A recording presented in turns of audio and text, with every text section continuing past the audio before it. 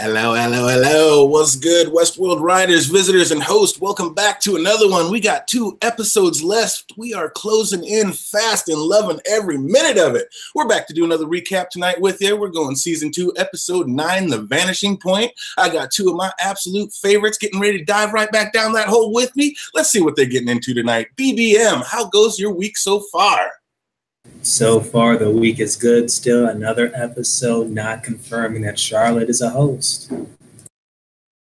Oh, just getting them digs in early. You better, because I think somebody kind of came off the fence and might want to go right back on after some of them calls I heard about. But we're going to get into it. And the other one getting into it is our man, the one and only Snafu_Z. How you doing this week? I'm all right. Let's be honest. Charlotte's only been in this episode, she was only in there for 30 seconds. So you're not gonna get full host mode Charlotte all the time, BBM. But don't worry, it's coming. Follow me. I'll hold your hand. I'll bring you on the path. Well, you'll get to see the hail bot. But thanks everybody for showing up. We're gonna get into such a good episode, and thanks DJ for having me on. Absolutely. I can't think of 2 more I'd rather have, except for maybe my man Johnny Indie Boots. I wish he was on here with us. If you guys get a chance, he usually goes the next day and does a recap with our one and only man, BBM, right here. And, of course, the one and only lovely Iris. So if you guys get a chance, make sure you check out Johnny Indie Boots and the recap they do. You know they go deep as well. But we're about to get into it. Episode 9, Season 2, The Vanishing Point. This week opens up with a flashback to the night the Man in Black's wife killed herself. The Man in Black is at a party in his honor, and he looks absolutely miserable. We see a bit of why he hates his life. Pretty much every day he has to deal with pompous dickheads that just love to remind him about his humble beginnings, which is pretty much how the rich spoiled asshats call the poor, and how they didn't have to do basically what the poor did. They didn't have to read the stories the poor did, but that's just what poor kids did, being pretty much an asshole. And you see he kind of had to deal with these guys every day, and it must have been tough, knowing that he was smarter and better than most of these guys, but had to work 10 times as hard just to get to their station. But I would say with that, Juliet seemed like she was an absolutely amazing party host, a great wife, the way she swooped right in, set the rich dickhead straight about rich kids that actually read too, but still got in one last jab. That the rich guy had to get in his last jab, of course. He was he left off with, "To the loveliest, richest bookworms I know, and you too, William." I was like, this asshat. What do you guys think of this open? I loved it. What's up, BBM? What do you think of all that? Well, in the end of the day, William got the last damn laugh because he pretty much owns the place in essence, right? Since he's pretty much the boss of everything that they have to answer to him. So, but other than that, it was kind of interesting how he says "Oh, you conquered all the world," stuff, kind of alluding to what we're gonna see, in flashbacks in season 3 of William conquering other worlds other than Westworld. What you thought, Andy? I thought it was pretty spot on. I don't know if you've ever been around high class people when you're, I mean, you guys aren't white trash like me, but you get what I'm talking about. You start hanging out with rich people, they look at you different. And I thought they did a pretty good job of it doesn't matter, him making his own money or, marrying somebody rich. And then, Papa Delos wasn't the most powerful person in the world until William came along, and now William's the most powerful person in the world, right? So even though he didn't start from the same point, he still got past everybody else. And I think they resent him for that because they like to look down on lower people, and that animosity shone through in that scene. I liked it. It was really good, and I love the way they showed Juliet. She was the ultimate party host, just swooping around, making people laugh. Saw what her husband was going to, swooped in right on time, and just the perfect oh yeah, well fuck you, I'm rich and I did it too. So what do you got to say about that?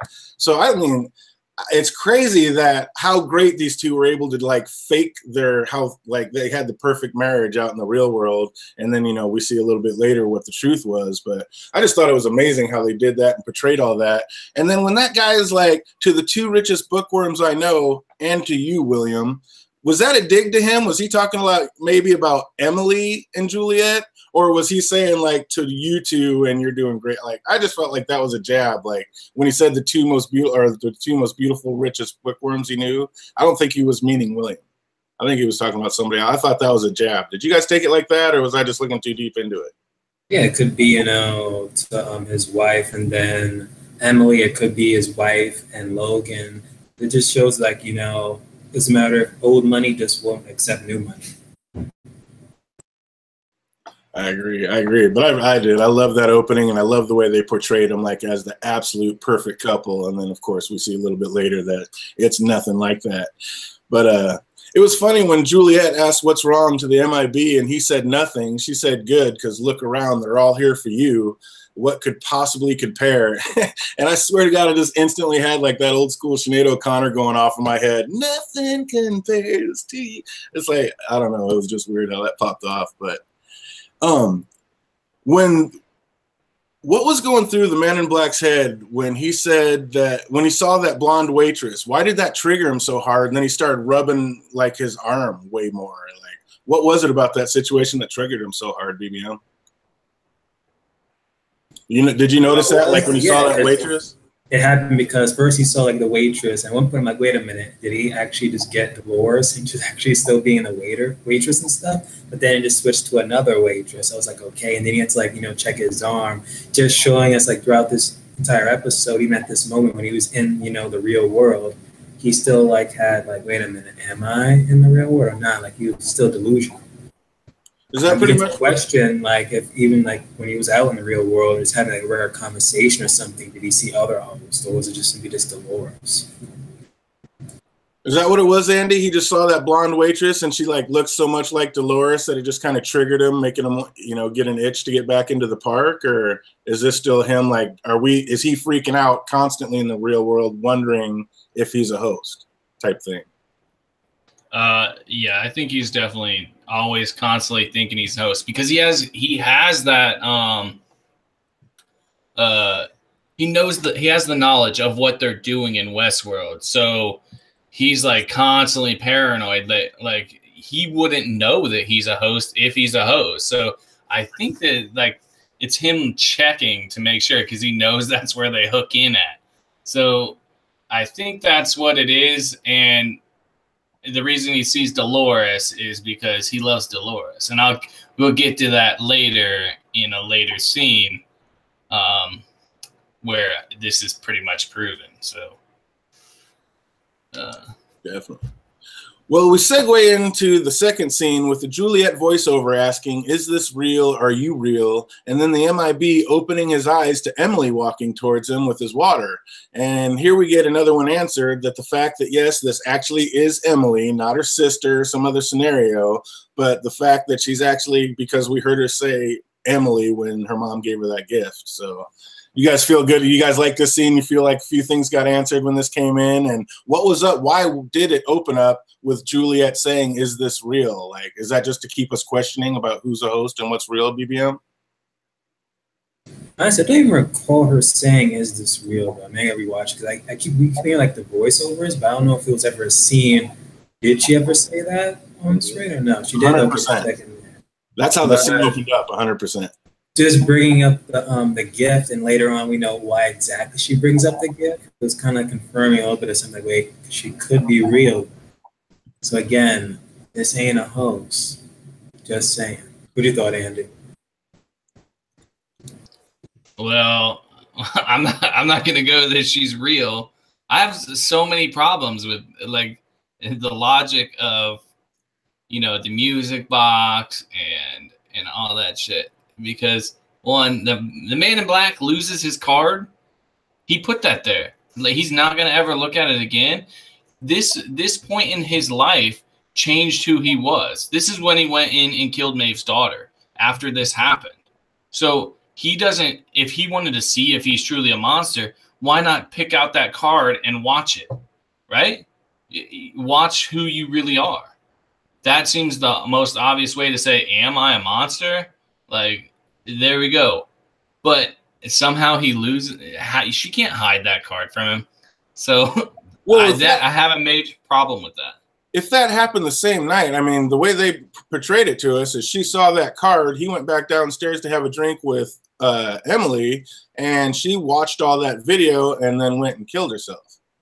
So basically, if she went and killed herself and he had to deal with the fact that his wife just killed herself and go through all that, he may have just kind of spaced that card situation. Not really, that might not have been the first thing on his mind, you know? Yeah, or he just forgot about the damn card. After all, his wife just freaking died, so he probably just, you know, forgot about, wait a minute, did I even put that card somewhere? So, no, because your daughter is blaming you for it. He's curious as to if he can really do something terrible. So why not look at your past and see if you have done something truly terrible? Ford told you did something terrible, or that it's like a shitty self-portrait. So that just doesn't match up with me, that he's just going to totally forget about that card.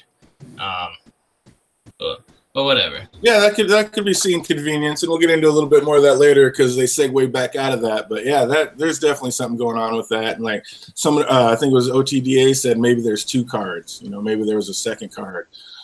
What's good, OTDA? What's good, Jay Cruz? And my man JD just hitting the chat. What's good, brother? Good to see you. Got Rich Shatwell III. What's up, my man? Good to see you out there. Got Sir LT Giles in the chat. Hey, thanks for everybody showing up. And yeah, let's get into this because they gave out some doozies in this episode. Right away in the third scene, we get yet another one answered. How and why Dolores killed the Ghost Nation warrior.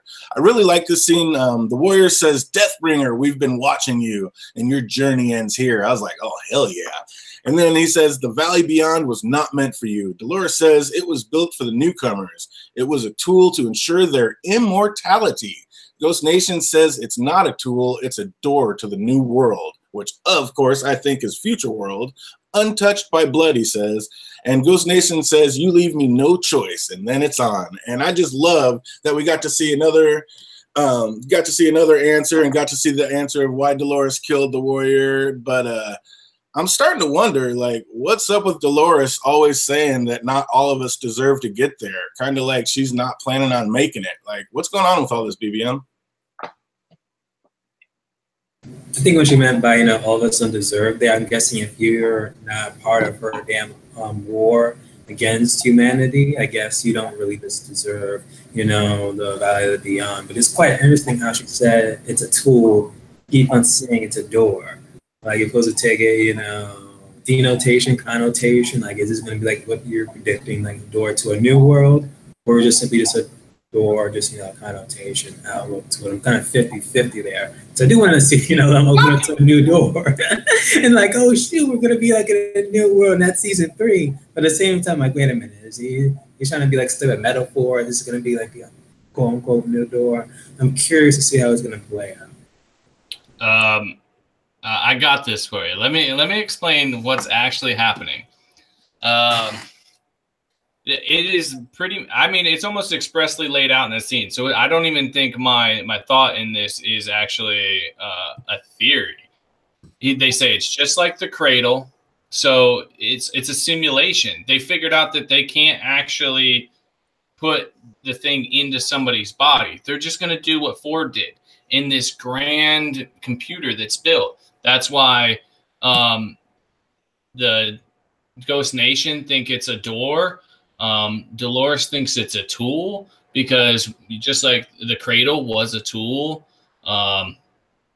this would be how people have their immortality. They're all just living in a simulation. And this would also explain like the preview for next week, because that shit was crazy. But I get too ahead of myself. Y'all gotta stop me sometimes. I get way too ahead of myself. But I believe it's hard not to. That preview was out of control. But yeah, we'll get to that later, obviously. But essentially, I think it is a giant computer, far bigger than the cradle was, and it's all a simulation for. It's this doorway. It's a new world. It's not like a physical world, but it's a new world that the host can go into. That it's essentially like that's why they would be wiped. They found all these super wiped out hosts in the water, and they were like, it's like they never had anything in their head at all, because everything got completely transported from one head from their brain into the computer. Just like everything that came from the cradle got put into their head. They got programmed. They did it in reverse. And I think that's what's going on. That's why they had to destroy the cradle as well, because that way they couldn't be reproduced. Does that make sense? So you think that's why those hosts, when they were checking them, they were all blank because everything that was in them got uploaded into the cradle? But the thing is, they said it was like they were brand new, like there was never anything on them in the first place. I don't know how efficient it is. It very well could have been like a cradle for regular people, but they would have to still have the simulation. So to the host, even if if they are just straight blanks, like the host putting themselves inside that cradle, that's alive. Ford thinks he's still alive, right? He's just as alive as he ever was inside this simulation. It doesn't matter. It doesn't matter. That's why the Ghost Nation would say, like, we're in the wrong world, because they have physical bodies, but it's just like everything that's going on is going on inside this computer. So why not be in a computer world? Like, that's how they see it. So that's why it's the wrong world. And it's a tool. I mean, that's the explanation for what it being, the way everybody sees it. It explains all of them.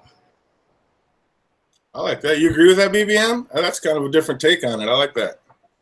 I'm buying it. That's it. The new world has to be inside. You know, what is it he calls later on, the forge or something? I buy it. Oh, we got Bubba Husky and Living My Rhapsody that made it to the chat. Welcome, welcome. And we got Jake Cruz saying that poster of your daughter is badass. That's absolutely is pretty cool. If you got a little kid and can make her into a superstar like that, put her poster size. I mean, what else could you ask for? That's dope. Exactly. And then she's always on stream with me. When she's not, except she's not talking like normal. Snafu isn't family man. So there's an all-out fight, and Dolores loses her army but doesn't seem to mind. And I'm still kind of wondering why she killed all the Confederados, and maybe because her dad fought for the Union side, but Dolores has never been interested in having an army. And Dolores tells Teddy to make sure none are left alive. Like, she doesn't want anybody left alive. So that's what's going on with that. And then when Teddy finds one alive, he lets him escape the same way he let old Lieutenant Dan go from the fort of Forlorn Hope. So it's like that's the second time Teddy's let somebody escape. One, is Teddy fully awake, Andy? And two, why is Dolores really not interested in having an army or backing? I mean, doesn't it seem like she would need all the help she can get to where she's trying to go? I think so. This is like two deeper things, but one, Teddy had a flashback. It didn't show it, but it's the guy running away and looks at him is just like the scene from Escalante when he first helped Dolores kill everybody. And so he remembered. That was like him having an epiphany, like, holy shit, now I remember, like, this is what's going on. But he's like a different person now, right? So, and that bugs him. He ends up letting the guy go because he remembered that he didn't do that last time. And then that's what makes him make that decision, is that it was so similar to what happened in Escalante. Now, Dolores is becoming more like the Man in Black. Like, she's hurting all the people around her. She's becoming this evil thing. She wants stakes in her life, right? There's no stakes if you can just keep coming back to life. And she's getting this darkness, just like the Man in Black did. In this world where you're basically a god, like she is, I don't know, absolute power corrupts absolutely, except for with Maeve, maybe. So I guess not absolutely. But that's what I think is going on. What do you think of my theory there, BBM? Yeah, no, definitely. Like, freaking Teddy was awake, just like how before, where he was kind of like in the process of waking up, but then Dolores ended up stopping you or trying to, like, re-put him with that tablet thing, but it just came back again. And from that moment on, I was like, damn, he pretty much just pulled a Jamie, like he's gonna do his own thing. At one point, I was like, wait a minute, was this whole time he was just part of an act? But no, him just killing that one host, like, freaking, was it 2 episodes ago? That could have been an act. But what you thought, DJ? I want to know how she's feeling about killing our man Phil the Tech that could have just brought our man Teddy back if she didn't, just want to be out and killing and savage and killing everybody.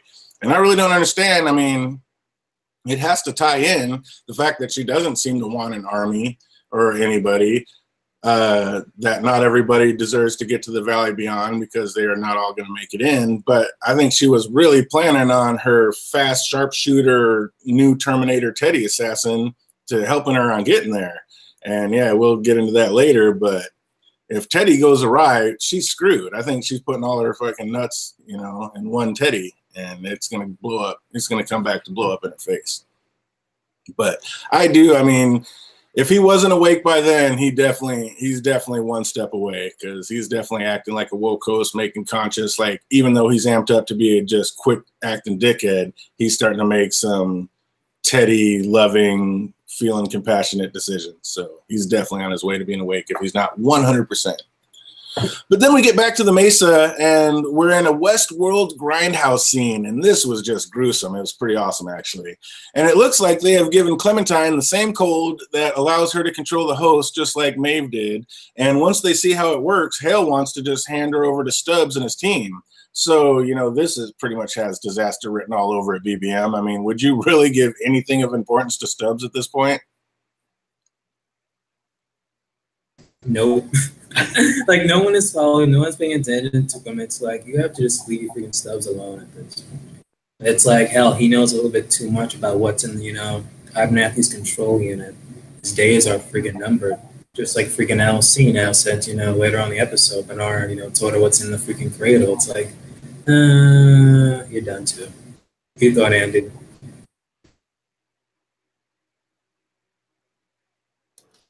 Well, I resent the fact that DJ doesn't trust Stubbs, since he's the only security person that manages to stay alive at any point during this show. So at least give him that much. But my question is why do they keep giving these weapons to host? Like, you don't have some fucking why not just carry around a Wi-Fi router with a battery pack and use that? Like, why do you, or your little computer, put the technology in there? Why do you have to keep giving these weapons to host? You finally have this thing like, yes, we can take back control, but we're going to give that power to a host, and then we're going to control her by proxy after she was just killing us. That's so stupid. That doesn't make any sense. Ashley's not to blame. Delos is. Stop it, DJ. I mean, there's lots of things you can do. I mean, you got to have a show. I mean, point blank, don't all these freaking hosts have fucking bombs in their like 36 vertebrae? So go in, flick the button, boom, all of them are dead. They're all done. No more problems. Show over. So, I mean, there's lots of things we can poke holes in. I mean, you don't have to really go out looking for them and finding them. Fly a couple drones over them and drop bombs. I mean, you can do lots of stuff. You got to kind of stay within the story. But I still say Stubbs is the worst, and I wouldn't trust him to guard my lunch. He is the worst. But what I was wondering is if you can input these codes into host, like they gave to Maeve and they put into Clementine, once a host is so-called awake, could they juice themselves up like that? Like how Maeve is talking and giving controls, and I mean, Clementine just walked up and put her hand on, and obviously she was controlling stuff. Could it awake Teddy or an awake Dolores? If they truly were awake, could they just do it? Like, we know Maeve's truly awake without her being boosted up on the pad like she did to herself. I'm just wondering, why couldn't an awake host do the same thing that what they're trying to get Clementine to do? You see what I'm saying? It's like they're giving them this power. They're uploading this power to be able to control other hosts. So if you're an awake host, could you not just internally give yourself this power to control other hosts? Like, I think that was in May. I think that's the thing. Not all awakened hosts can do that. If so, then like freaking Dolores, if she's fully awake, she can just pretty much control everyone at will. But she can't. She had to like rely on that freaking IT guy or whatever to do it. I think they could. I think it's plausible that they could because Maeve did it. And we know that Ford didn't give that to Maeve. Maeve gave that to Maeve. Right. So that's what I'm saying. It's more of an awakening, not something that they gave. It's just something like when she was scared for her life and she hit some adrenaline spike, it just came out and she was able to do it. Just like the same way they were able to speak Japanese, but didn't realize it until they like searched for that. So it's like if they just haven't searched for this, but once they do, like could Dolores, like, you know, at the end, I mean, just a quick jump front, that what if she's like so freaked out about losing her love of her life that all of a sudden, boom, because we hear some voices going. So what if that's the next thing and she does end up, you know, being able to bring him back somehow because she taps into that?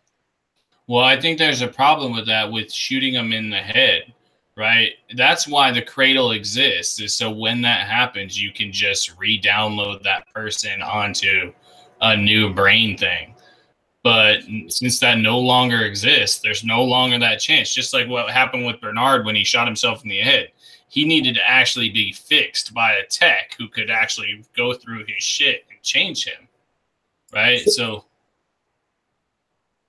did they when they checked all those guys, they all were blanks. Because, I mean, obviously we're thinking somehow Dolores is going to have to get Teddy back to the Mesa, and she's going to want her Teddy back. So she's probably going to pull out his freaking blown up control center, put a brand new one in, and try to get somebody to fix him to bring him back. And isn't that exactly how maybe Teddy has a brand new, unused, clean control center in his head? I mean, doesn't that pretty much explain that? I hope so, because it really doesn't explain like freaking episode 1 and stuff, does it? How he just end up dead there and then he just ends up in the body of water.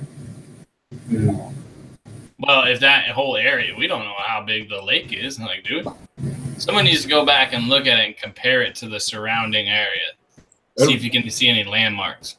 And we already heard that Dolores said that we're so close, Teddy, we're close. So maybe she finds a control unit right there, puts it in his head right there, and then all of a sudden that thing floods out. No, because it's already got to be flooded out. The word's already gone. So it has to go into water. Or maybe she thinks, or somebody says, you know how in the beginning of the episode, how we always used to see him get splashed through water? Like that's what woke him up, or I thought it was like a skin layer thing. But there's a lot of deals with water in the beginning, like when the coasts are being created. So maybe there's something that she knows that they need water. So she puts a brand new control unit and puts them in the water to try to bring them back. I always thought, because water's a conduit. So I always thought when all those hosts were in there, I thought somebody just used a magnet or, you know, like a magnet eraser and just zapped clean all their stuff. Like if somebody was trying to hide, you know, something on their computer and they run those big magnets down it to erase everything that was on their computer. I think it's that kind of thing.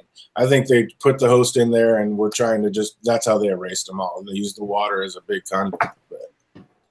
That's the only thing I can explain how they went, you know, from having obviously controlling units to being completely blank. But now that we see that Teddy just blew his away, obviously somebody could have just put a brand new control unit in his head. So, I mean, which way do you think that's going? What do you think's happening with that, BBM? I think they're just going to put in the value beyond probably the Lord's going to get a new control unit or something with Teddy. That's my guess for her. What about you, Andy? I mean, if you had to guess what the water really was about, what would you say it is? Which water? The bath? Did they come out at the end? The lake. The lake. I think it's Bernard trying to protect them, all the hosts that went actually into it. If it's a computer simulation, he thinks that flooding it will protect them for a portion of time, depending on how deep it is, and like.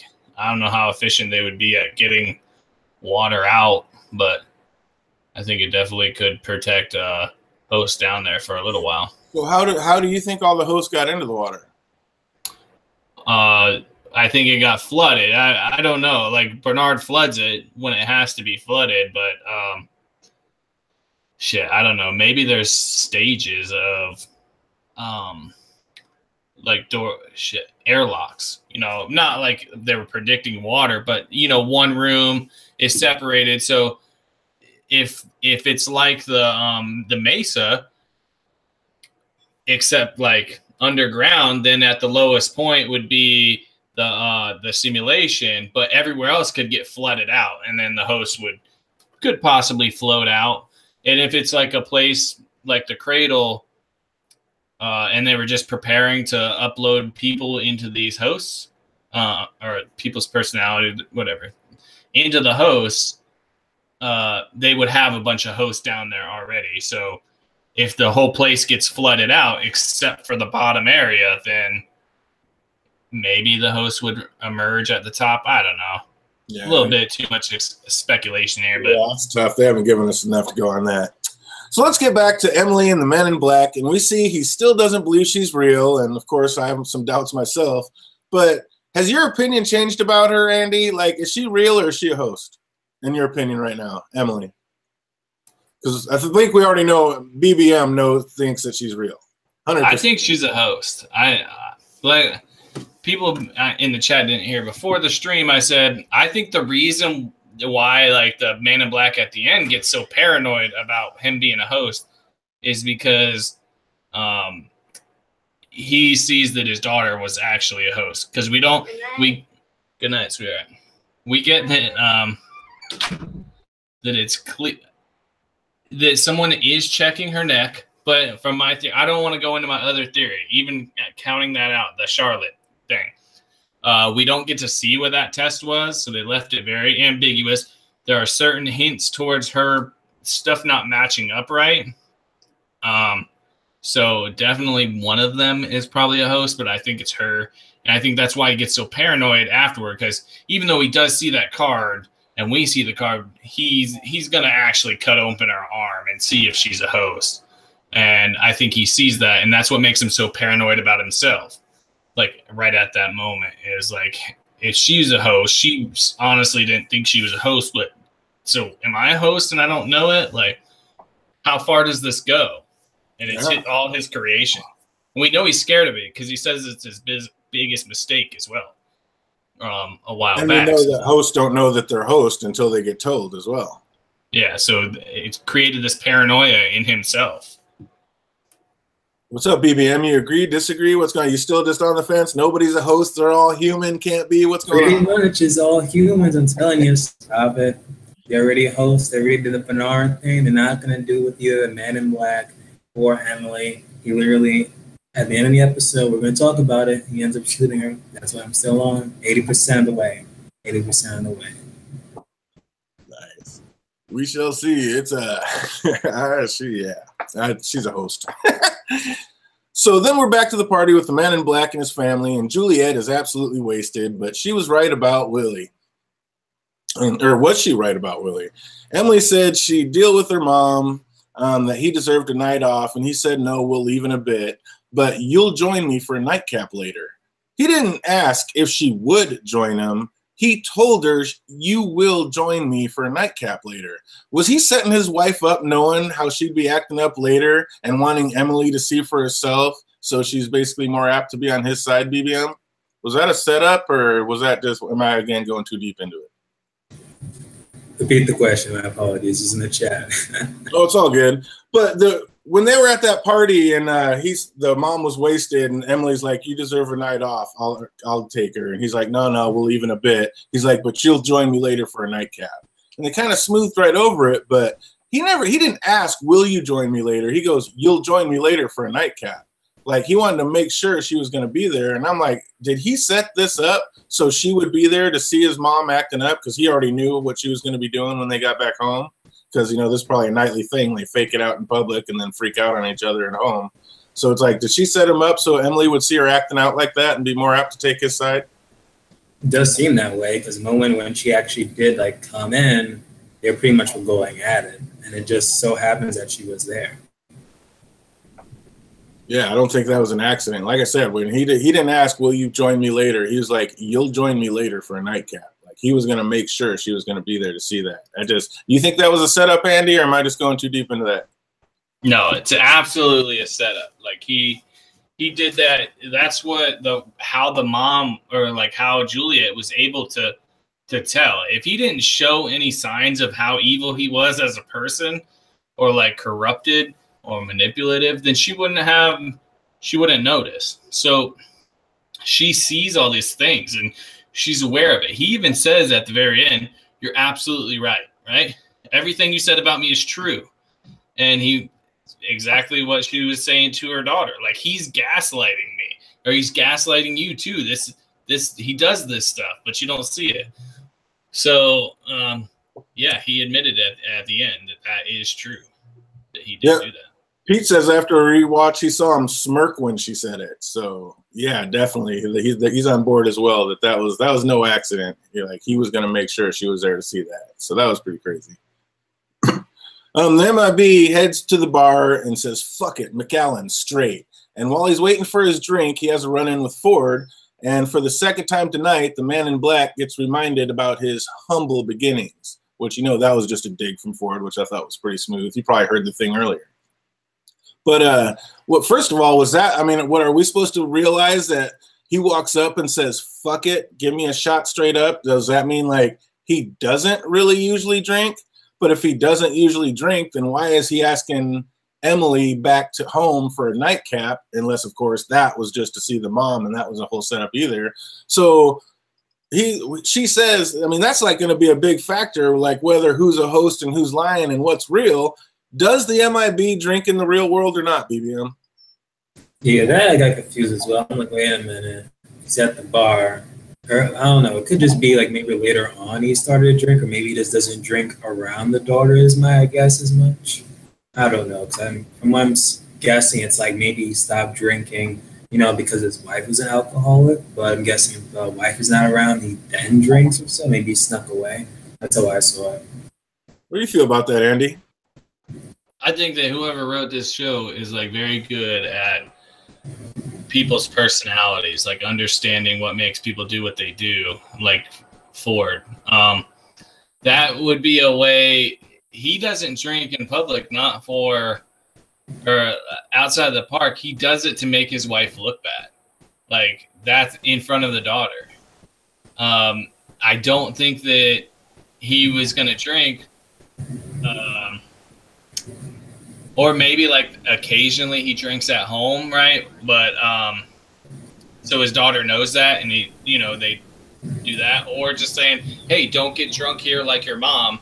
When we leave, you can come by the house and we can talk and have a couple drinks." Because at this point, she likes him, and if she drinks and she knows he doesn't, that's cool. You could still have a drink at the house with your dad and talk to him. But I do think the only reason he doesn't drink out in the real world is because to make his wife look bad in front of all those people and his kid. Yeah, it could be. It just really blew me away the way they ran that. I was like, they are just spinning this in circles, because when they were in episode 6, Face Space, when the men in black ran into Emily and they were sitting around the campfire, Emily said, "I thought you didn't drink." And the MIB takes a big swig and smiles. And then M's like, says, "Oh, I see. You only drink in the real world," which again is wrong, which we see in this episode. And if you think about it, when he walked up to the thing and it was in front of Ford, and he's like, "Fuck it, give me a McAllen straight up." So in Ford's mind, he would think that the MIB doesn't, and from what he sees, he would think that the MIB doesn't drink. And then, so he would program a host like Emily to not think that the MIB drinks. But we already know that Emily in the real world was going back to meet her dad for a drink. So he does drink. So when he smiled about that, I think he's spot on. And the MIB knew 100% right then and there that Emily is a host. He's like, "Me and my daughter used to have drinks at night all the time. But we only, like Andy was saying, we only drank at home away from everybody else, so people didn't see us like my lush wife. So we kept it secret. Only us knew that." So Ford would have no idea. The host of Emily he would make would be wrong and not know that. And that's why the MIB smiled so much, because he's like, "Gotcha, you're done right here and there." So doesn't Emily just have to be a host, BBM? Or what else can we tell you? What can we say, my man? I'm telling you, they've told us over and over. What do you got to hear to believe? 70-30 now, okay. 70-30. 70-30 now. Oh, inch by inch, we get him there, Andy. Inch by inch. That's so good. I agree. And like the big thing is, like, if you didn't watch the end, he finds that card, right? You are in the place where that card was made. It's not like that one of those could not be made again. That's not like proof of anything. Yeah. That's what got me at the end. I was like, is that supposed to be a reveal? Ford printed that card. He can't print another one? What the hell? Right? Like, that's not no reveal. That still doesn't tell how she found him. Get the hell out of here. And she was looking for him. She found the Man in Black because she is good at tracking people, obviously. That's how I saw how she was able to find him. That, and of course, it was fate. First time they ran into each other, that was fate that she ran into him. The second time, she easily just followed the damn tracks. She knew where the hell he was heading. She probably just saw, like, wait a minute, Ghost Station probably intercepted. Let me actually go to Ghost Station to see if they freaking knew. And so be it. Bada boom. That's how she was able to find him the second time. Yeah. SC agrees. We got SC in the chat. Welcome. They said maybe he just doesn't really drink in public because of his image as a public figure. He seems obsessed with his presentation as a good person in the real world to balance his Westworld life. So, yeah. See, she's like mocking him, saying like, "Oh, you don't drink," but that's that's the persona that he's just letting on. So he's probably just mocking that persona. Aha.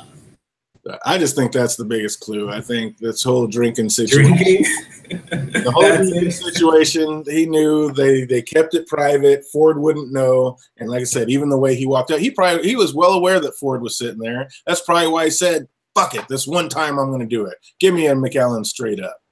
So how did he know what was going to taste good straight up if he doesn't drink? Come on. To be fair, BBM, a drink is a lot more evidence than a smirk, and I'm basing a whole. That's on that over Charlotte. Oh my gosh! I'm not going to entertain the Charlotte as a host. You already know that's coming. It is coming. So we also see that the Man in Black and Ford had an arrangement. Delos stays out of Ford's storylines, and Ford stays out of the Valley. Ford says he didn't break the agreement. The Man in Black's project did. He asked if William has checked on it, his creation, and what it's been learning about its subjects, which right there you got to go, wait a minute. And then Ford slides MIB a card and basically says, be careful what you wish for. You may find a self-portrait, or your self-portrait is not very flattering. Then Juliet knocks over a service tray. The MIB looks at her with disdain, then back down at the card. He absolutely, it shows us he hates his life and is ready for a change. Is the MIB already uploaded into the cradle? I think, of course, he has to be. And is his journey this season, has it just been his consciousness cruising through the cradle, or is this really a reality, BBM? It's like, I know that's reality. I still think that's freaking reality. Still, it could be possible that, this whole, what's, supposed to be the outside world could just be an actual park. And then, only like the rich people can go to like other parks while everyone else can pretty much just stay at that one park. Again, that's how it kind of fell with this episode. But still, that's freaking a regular him. He didn't upload his freaking mind into a damn cradle and such. No, it couldn't possibly have. He could have done that like any other freaking moment before. It's like you learned in this episode, he's all from the hat and stuff. Like, you don't think that, all this time he could just, put his mind up any other moment? Well, we know for a fact later on that it is. I mean, they showed it on the little card. It said, what's that?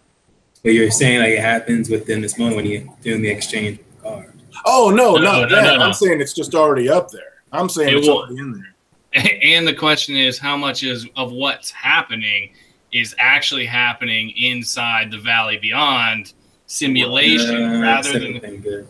You need to go and rewatch the preview for next if it's so weird happens, then you know what? My man is going to be one of the PPF's going to be one of them cats that's blown away at the end of this season. He's going to be like, "Holy shit, that's what was going on!" Like, yeah, they're going to blow his ass right off the middle. But when it proves that Emily is actually human, and even the Man in Black, then what? Is this all you both are just going back and forth with your tinfoil hat? Well, all I'm saying is, like, if you rewatch the preview for next week, I mean, it's basically showing that some stuff that we think is happening, or this is what I gather from it, is actually happening, like, in a simulation, because there's things that could not be happening at the same time happening, right? We'll get to it at the end, but there's some impossibilities going on. No, they're absolutely inside. Yeah, they're inside the simulation for part of it, 100%. Part of what we've been seeing that we thought was going on in the real world is shit inside the simulation. And what I really got scared about when I started thinking back about stuff is when Bernard uploaded himself into the cradle. How did he wake up? Rolling into the fucking park on a train. And if we come in and we find out that all this shit is just a virtual reality, I'm going to flip my shit. That will ruin everything. I'll be so pissed. It'll be like every one of those fucking theories on the internet, like Harry Potter's just having a dream. Everybody's everybody's in a coma and none of it's really happening. It's one of those. It's a dream sequence. You just wake up and it was all a dream, just straight Dallas style. I mean, dude, I will lose my shit. There is no way that can happen. I'm like, but that's what I was gonna do. I was thinking back. I was like, how do they all go in? You know, how did Teddy and William come into the park? How does Teddy always get shown coming into the park? And then when freaking Bernard uploads himself into the cradle, how does he wake up going into the park on a motherfucking train? And I'm like, dude, if that's what ends up being, dude, I will just be irate. I'll be beside myself. It's just rich people like entering themselves into the cradle like every time. Oh shit! Oh my god, that would be so great. That would be the worst. I just want to see how mad you get. Now I hope that happens. Like totally ruin my show just to make DJ mad. I want to see their end. I'll be beside myself. I will flip my shit if that ends up being the case. I'll be like, no fucking way are they just degrading it down to that. That'll be the worst. But I'm with Big P. Easy about BBM. He absolutely needs to tape a live reaction watch to the finale of Westworld because I think his head is going to explode just like Teddy's. The moment they confirm that they're human, I'm literally going to name both of you two there to say I told you so, damn, and I'll clip it and send it to both of you. Watch. The dissimulation thing could be possible, yeah. So I saw the preview and I was like, wait a minute.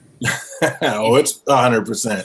Bubba Husky says, Emily says her mom's profile is on the card left for her, but the card she watched before committing suicide was William's profile. So maybe one more tick that some of that info is a little bit off and that she is indeed a host. Bubba Husky coming with us, but not BBM, just not yet. Oh, that was something I forgot to say. I didn't write it down. Like, she tells the Man in Black, the reason I want to go to the Valley Beyond is that I want to ask Mom why she did it. If you found the card, you know why she did it. Like that doesn't make any sense. Right there. If you found the card, but she was lying about that though. She said like the whole real truth was just really exposing, William and the Man in Black. That was like the real thing. She just said that just to let him on, but she really told him most of the whole thing, the real truth. She had the card. All she had to do was show that to the real world. That doesn't make any sense. She could destroy him with that card, show how evil he is. Could you really, though? Because isn't that just, couldn't you just play that off as it was a game? I was just in there playing a game. Isn't that what it's for? No. We live in a world with Anita Sarkeesian. Like, you don't think they have one of those in the future? Like, so you are raping a surrogate for women? We know you do this in the real world. That happens today. You think in the future it's going to get any less like that? Yeah, because it's a host, and everyone knows why people go to Westworld for. They don't just go there just to talk to damn robots. No, but it was more than that. She was one. It's from that, and two, she also wanted to expose the whole Delos, programming thing, and she needed more info on that, and that's why she went there. That card is that evidence too? No, the card didn't show. The card only showed his profile, what he does there. The card also shows the whole Delos program. No, I don't think it shows the whole program. But you can say, I am Delos' granddaughter, and hey, we are doing this stuff. Look, here is my evidence. Even my dad has his personal profile in this thing. So look, I have the evidence. Here's the card. They've been doing this to everybody. They're trying to copy you as people. That's just evidence of showing them what they're doing, but that's still not showing evidence of what they're doing it for. That's why she went there. But she is someone that is invested in this company. Who's that? The daughter. You don't think that... That's just the daughter against everyone else, though. The daughter told the Man in Black that she wanted nothing to do with the family business.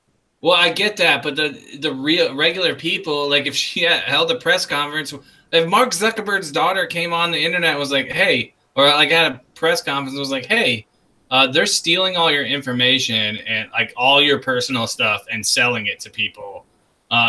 People are going to believe that. That's his daughter. She's Right. part of that company. So you don't need as much evidence, especially that you have a card. And now if she just had like a card of whoever and was like, hey, look at this. Look at all this information I have on this one single person. See that? And here's what they are doing with it. People would believe that. That's the thing. Though. She only had one card. I'm like, she I only don't had one card. She didn't have multiple. If she had multiple cards, then okay, probably like believe it. But it's just more of if they just see it, her having just her father's card, it's almost like putting the blame on the father for the death of the mother. Like they really could just spin that off. Her, with everyone else, every other board member is army lawyers. Like yeah. Well, SC is in the chat and says, when they go to Shogun World and Raj World and other worlds, how do they scan them without the Stetson hats? Since we know that that's how they're collecting all this information, what do you do in a world that you don't have a cowboy hat on? I mean, is it just something else? I'm guessing maybe they give them the samurai sword or something. I don't know. I mean, yeah, you think DNA and stuff, but basically, it's supposed to be scanning your brainwaves. Actually, no. Don't they have freaking hats too? No, they have something like the hat, but it's not like a cowboy hat. They had like another hat because didn't Hector's counterpart or whatever, or even like the one with the tattoo, didn't she also have like a hat on? So it's like in every world, there's like almost a hat of something. There's gonna be something you have to like wear around your head. Oh, no. Yeah, even on the white before, you know. Even in Raj World. Raj World is from the time period with like the like Raj World did have like the hunter hats on, like the old school safari hats. The English ones, like they did have those. Jumanji. But they didn't have them when they were just sitting out there, you know, drinking their tea when they very first met.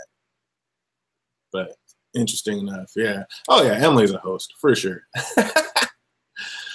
Oh, maybe that card shows something different depending on who's logged in to look at it. That'd be interesting. It is the future. Could be. Dude is the boss. But yep, this looks like they're pretty much on that. But BBM, you really don't think that the MIB's consciousness is uploaded into the cradle already? Like, I'm not telling you that this is not now. Maybe later on. Maybe after he's like, you know, figures out, wait, I'm not freaking a host where he may just end up like uploading his conscious mind in there. I don't know, but as of right now, no, this is human. Freaking man. But I'm saying they said that everybody that comes in, like he tipped the hat, basically gesturing that everybody that comes in that picks a white hat, black hat, whatever, and puts it on, they are from then on, as soon as they're in the park, everything's being recorded and uploaded into the cradle. So how could it not be? Like everybody who's ever visited the park, this has happened to. That's what they said. Like that's the info. That's the hat of the Man in Black. No. What's that? That's his Man in Black special hat. He's not gonna allow that. How do you know? There you go. Because he knew it was happening and it's his project. He never let his conscience, but he wants it more than anybody. So why wouldn't he? He wants to be the first guy he would want to be first in line. It's not like he's against it. Like he started it for this. So why wouldn't he? Yeah, That's not his plan. That was all freaking his, father-in-law's plan. No. Like he didn't want to become immortal. When did we heard in the show that he wanted to become, immortal?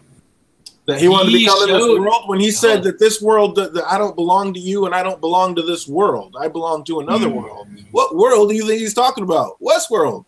I mean, these are the few facts they've given us. Hey, here's something specific. They said, I don't belong to you and I don't belong to this world. I belong to another world. But he doesn't say, why say I don't belong to you if he's not going to say I belong to somebody else? He's doing all this for Dolores. He's lying. He's doing it all to be with Dolores. Like I've said from the beginning, he still loves Dolores, and he is creating this whole thing for him to be with her. Like we saw, he would go to the ends of Westworld to be with Dolores, right? But he would do everything he possibly could to be with her, and I think that's what's actually going on. That's why he did it. He realized it's a mistake in the end. But it's already too late. He's already been scanning his brain every year for forever. So I'm just putting that out there. He wants to be with the Lord. Chrissy Voldstone says Shogun World could have had scanners in the chopsticks there, and they wear in their hair. That's awesome. I love that. Pete Easy says maybe the scanner in the hat is injected once you wear it once. That is awesome, Chrissy. That's hilarious. Living My Rhapsody. Did Ford know the Man in Black's wife will see the card and kill herself? If not, why did he give it to the Man in Black? Interesting concept. I think he's just trying to show that that thing is actually coming to life and reading more than he wants written. Wrong. What do you think it is? Ford is so good at planning out everything. Yeah. I'm sure he recognizes like the change in the wife since like William, like meeting William. So, or not meeting William, but like the more time he spent at the park and she realized the darkness in him. So I think he knew that she was going to find that. And that's why he says, how about one more game, William? Because that's before William was thinking about the maze and all that shit. One more game. Like,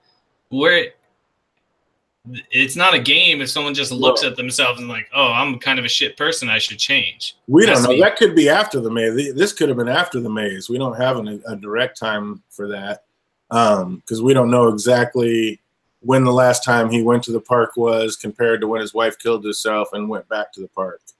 Well, so he could have already been in there looking for mazes. Didn't in the first season he say that his daughter blamed him for his wife's death, and then that's why he went and killed Maeve's daughter, because he wanted to see if he truly was evil, like if he was a terrible person. He needed to see if he could do something truly horrible, right? And then that's why he did it. So it would have had to been after. And then that's the first time he seen one of them alive, and that's what brought him the thought of the maze and shit. Right? Yeah, that would put it before the wife's death, or I mean after the wife's death for sure. But I'm just trying to remember when him and Teddy were walking through. But yeah, that would still go. God, I love these timelines. Just have your head just rolling. Pete Easy says she killed herself 9 years ago from the present. Chrissy, we haven't gone too deep down the tinfoil yet, Chrissy, so you didn't miss too much. SC, there's a shot in the next preview. A host, Man in Black's a host. I uploaded. Here's my tinfoil so far. One of them's not that tinfoily. We got Charlotte's host, but you've probably heard that before. What's her name? Man in Black's daughter. I think she is a host still, and I think you recognize that. And then the Man in Black's paranoid that he's a host because he's been scanned, and that's why he keeps messing with his arm because he's got this paranoia. And that the Valley Beyond is actually a simulation, and the hosts are all trying to get out of their body and be in this simulation, and that's the world. That's why they call it. We're in the wrong world and stuff. What other tinfoil have we got in this episode? Any more theories? I don't know if there's too much tinfoil. I think we got a few things figured out, and they definitely gave us a few more answers. But the next scene, we see the one last stop that Ford wanted to make, and it's to see Maeve, and she is looking rough. Bernard tries to go in and talk, but his access codes have been revoked, and I like that because, why would they still let Bernard be walking in and going every place? So it's cool that they pay attention to that many details, like having him locked out with something that important. Because, in reality, they just wouldn't have something as important as Maeve, unsecured. They surely would have taken Bernard's his security clearance away. So I thought that was pretty cool. And finally, Bernard, what'd you guys think about that when he went up and touched? Did you like that scene, or did you think that was like a filler scene? Or when he went up and tried to go up and talk to Maeve and gave him that last little thing, was that necessary? Did you like that scene, BBM? Yeah, it gave us, I was happy they actually let us know what the hell that message was between, Ford and Maeve. I thought they were going to, not even tell us that in this episode, keep it ambiguous until, next week's. But no, they actually gave it to us. We learned more about, how Ford was like, hell, you're, my favorite of them all, which was quite interesting and touching for Father's Day compared to, Man in Black shooting his damn daughter. We thought, Andy. And definitely, that scene was definitely not a filler. I mean, when we come back and Ford starts talking about that's a whole different scene, and that was absolutely amazing. But I just meant when he just kind of walked up and was like, that's okay, you don't have to go in, just touch it, and she'll read your mind. Mm-hmm. No, well, you had Otherwise, how would you think, like, you'd be like, how is he talking to her? The cradle is destroyed. He can no longer access her.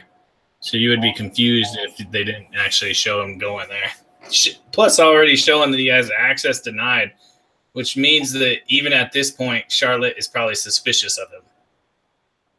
Oh, right? Absolutely. Well, at this point, they've already seen the room full of Bernards, right? No. That's right. This is before that because, after that, they're on their way to the valley. Okay, that's right. Yeah, God, even I'm getting swept up in all these damn timelines. But hey, tinfoil here. How do we know that, Boar was sending a message? For all we know, he just transferred subconscious mind into freaking Nate, for all we know. Him later on talking to Bernard, that could have been the message. True. I was thinking that right when he was explaining it, too. Oh, that's insane. So finally, Bernard makes it back down to Elsie, and she's like, it's about time, and he fills her in on the fact that what they're doing to James Delos, they're doing to everyone who's ever visited the park, replicating their cognition. Bernard says that that's what's in the facility, all the guests laid bare in code on a vast server like the Cradle, only much bigger. It's called the Forge. So is that basically what we actually saw last episode, that great big computer farm or whatever it was? Was that the Forge, BBM? I'm guessing so. I thought that was freaking Cradle, but now it's like it's the Forge now? Well, we know the Cradle was in the Mesa, and that's what Angela blew up. So we know the Cradle's gone. And that, he said it's like the Cradle, but it's much, much bigger. So basically, that's just a big brain farm. Those are a big server farm keeping every ounce of information. Because we saw the Man in Black later, coming up in a scene. He says, we didn't know what we needed, so we kept everything. They basically just recorded everything. And that's why it was such a massive, huge server farm like that. Because now they pretty much recorded everything. So in essence, they really didn't get rid of, the storylines of freaking Teddy and all that stuff. Because couldn't they just, get it from, the Valley of Beyond at this point? So it's pretty much just another damn Cradle. I think, Dolores is pretty much going to figure out that, wait a minute, I can actually just re-upload freaking Teddy, and she can pretty much have Teddy back. That's what I'm getting. Unless the only thing that's kept on there is human form. So the only thing because you are going to use a host to upload it, and that's what you would physically live through. But in essence, the hosts aren't kept in there. The hosts are just programs. Basically, this is all real. Because isn't this pretty much the recordings of their interactions with the hosts? So couldn't you just, somehow like capture what the hosts are doing and I guess some of their story or whatever? Right, but the host would just be recording as well. It's not like the hosts have functioning minds that are. They're just doing whatever they're programmed, whatever they're allowed to interact with. Whereas the humans, they're trying to refigure a human mind and how it reacts to certain situations. Here's some tinfoil for y'all. Okay, this just popped in my head with you guys just talking, so bear with me. Like BBM said, they could recreate, right, from their Dolores's memory, the whole scenario. Is that what you're saying, BBM? Yeah. So because she would have all this time spent with him, so she could actually recreate it the same way they do recreate people. Like she could, and then if you add into that, like, so they're scanning the brain to see why the person is making the decisions they are making. Well, the mesh network could be transferring additional information to Dolores all this time while he's making the decisions he's making. So I'm with BBM. I think she could recreate him just from her own memories, just like everybody else is doing. Well, yeah, she created Bernard from Arnold's old memories. I guess you get it, but I'm just saying, like, Teddy wasn't alive making his own things. You could see a Teddy and you could get it.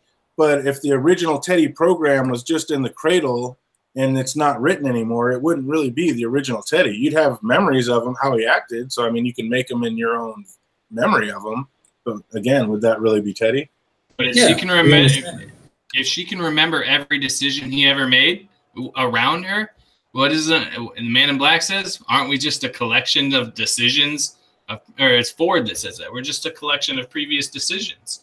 And if she can reproduce every decision he made. He's also Right. Teddy Well, is it'd be much the Teddy that was around her, but she has no idea. Like maybe he was just a badass or a Bronco, you know, just a big bad ball buster, you know, away from her. But he's just a sweet, lovable guy with her. So yeah, we'd have that version of Teddy. But would that really be Teddy? Teddy is the simplest person in the whole show, though. That's outright stated that he is the simplest minded. Like has the simplest backstory of everybody. Like. So he would, if anybody could be recreated from a memory or day-to-day interactions, it would be Teddy.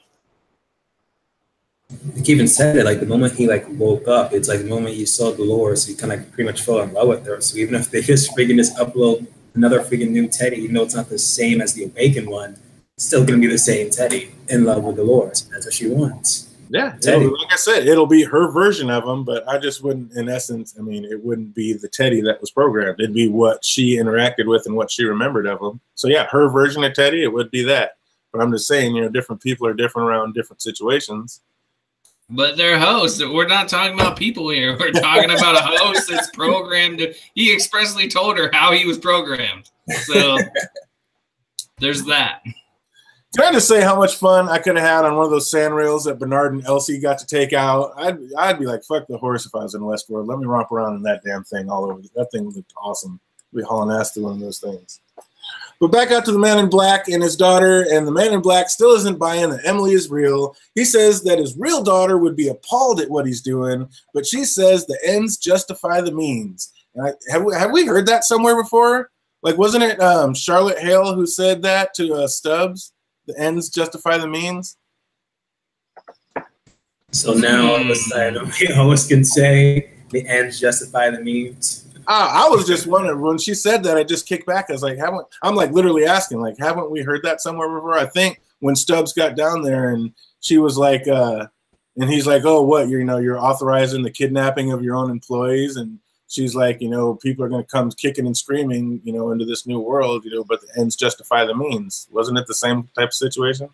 At this point, if anyone says, have you ever seen such splendor? Only host can say that. And every person says the door. Only a host can say the door. All right. So also we find out it's not just watching the guest, but they're actually scanning their brain at all times, seeing how it works and reacts with scanners built into the hats. And we finally got another one answered there. We already talked about that's how they were, because you couldn't really just recreate something by watching how they reacted to stuff. I mean, you'd actually want to see their brain waves kick and how it reacted to certain situations. So I thought that was really cool how they answered kind of another major thing, how they were getting that information. But back out in the real world, maybe we end up back at Big Willie's house, and we see, just like in Westworld, all is not as it seems. Juliet has nothing but contempt for Will, and as he is the master of faking it, I thought that, yeah. I was glad we got another answer, but it was weird how they did that and how and why Juliet decided to hook up with a little shabby man. Like, we finally got to see why Juliet picked William. She comes from this really rich, well-off family. He's poor, doesn't really have anything going on. And we find out that the reason that she picked him, because we know Logan was blown away that she was with him, but in her mind, he was the only true one. All the other people around her and in her life just hid behind fake smiles, but William was true, which I kind of think is a weird little twist on things. But did you like hearing that, BBM, or what'd you think about that when they finally got back? I actually did like that. Again, it just kind of like confirms like she was pretty much on to like freaking William from the beginning. But then, then hearing like what Logan was saying, it was like, wait a minute, it kind of truly is right. What do you thought, Andy? I thought it was great. Like, I think what Westworld did too was William didn't even know he had a darkness. That's like what this episode was basically telling us the whole time. He kept talking about it. Like, when did this darkness get inside me? He finally realized that he was always dark. He just didn't have the means to express this darkness. And then, how dark is he truly if like he realizes he has this darkness in him? And he chooses to, express the darkness in the fake world, and then try to counteract that in the real world by doing a bunch of charitable stuff and, being nice, but it's hard to hide that from the people that have to spend every waking minute with you, right? So his wife's gonna notice that after, and she's not gonna notice it right away, but she eventually will. So it brings up a lot of questions. I like that scene when his daughter's there and she's talking about the gaslighting, because it really worked too. I was like, man, like his wife's crazy. Like, and then I realized, no, wait, I know the Man in Black's backstory. Like, she's not the crazy one, he is. And then in that scene, I told my wife, if you act crazy about stuff, even though you're right, you still look crazy and you make yourself look wrong. And I was like, man, that scene kind of got me. I was like, I had to stop and reflect backwards and be like, I know that he's not a good guy. But there's that question. If you are aware that you're a good guy, or you have these bad thoughts and desires, and you actively try to counteract them, are you a good guy or a bad guy? And I think that's the beauty of the Man in Black, in a way. Yeah, and it shows his depth, definitely. And that's, I'm going to bring that up in a second.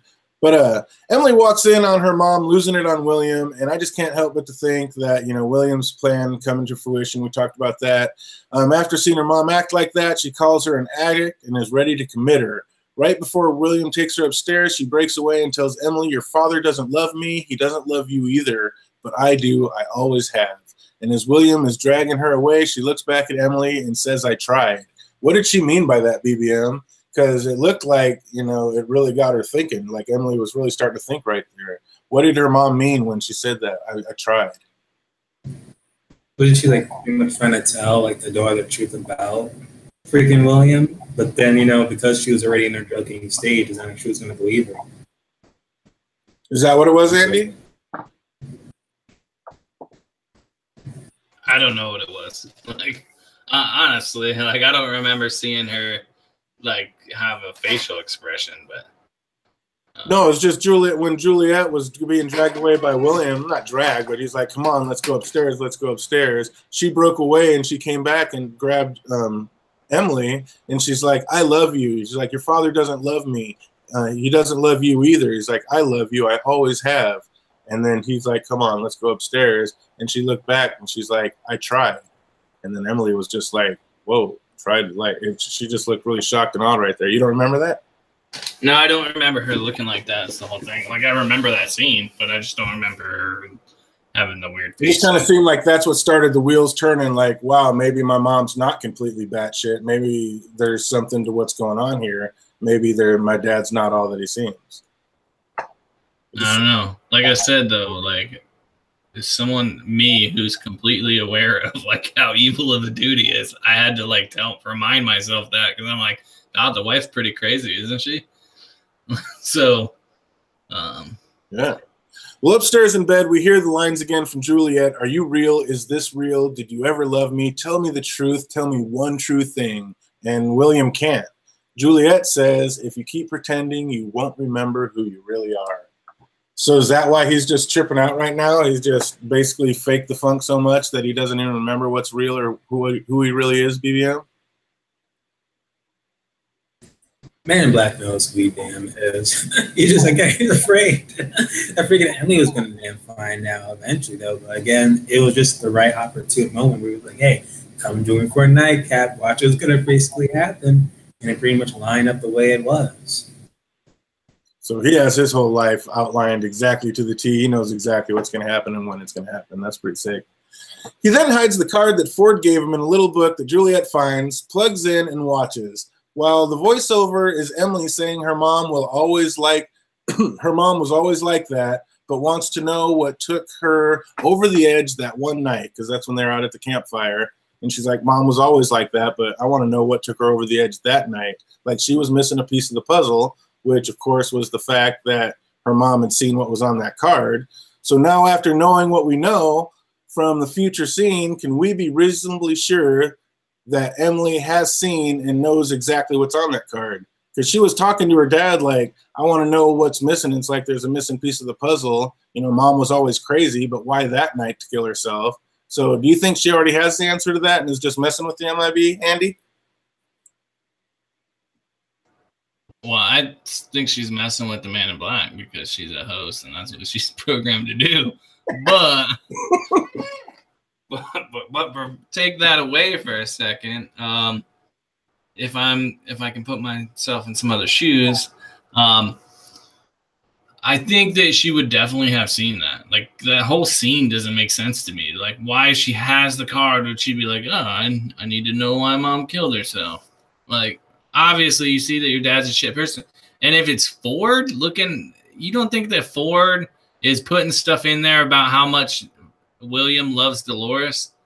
There's definitely a lot of that on that card. And if she's looking at that all, like, she said it a couple times in this episode that he doesn't love her, right?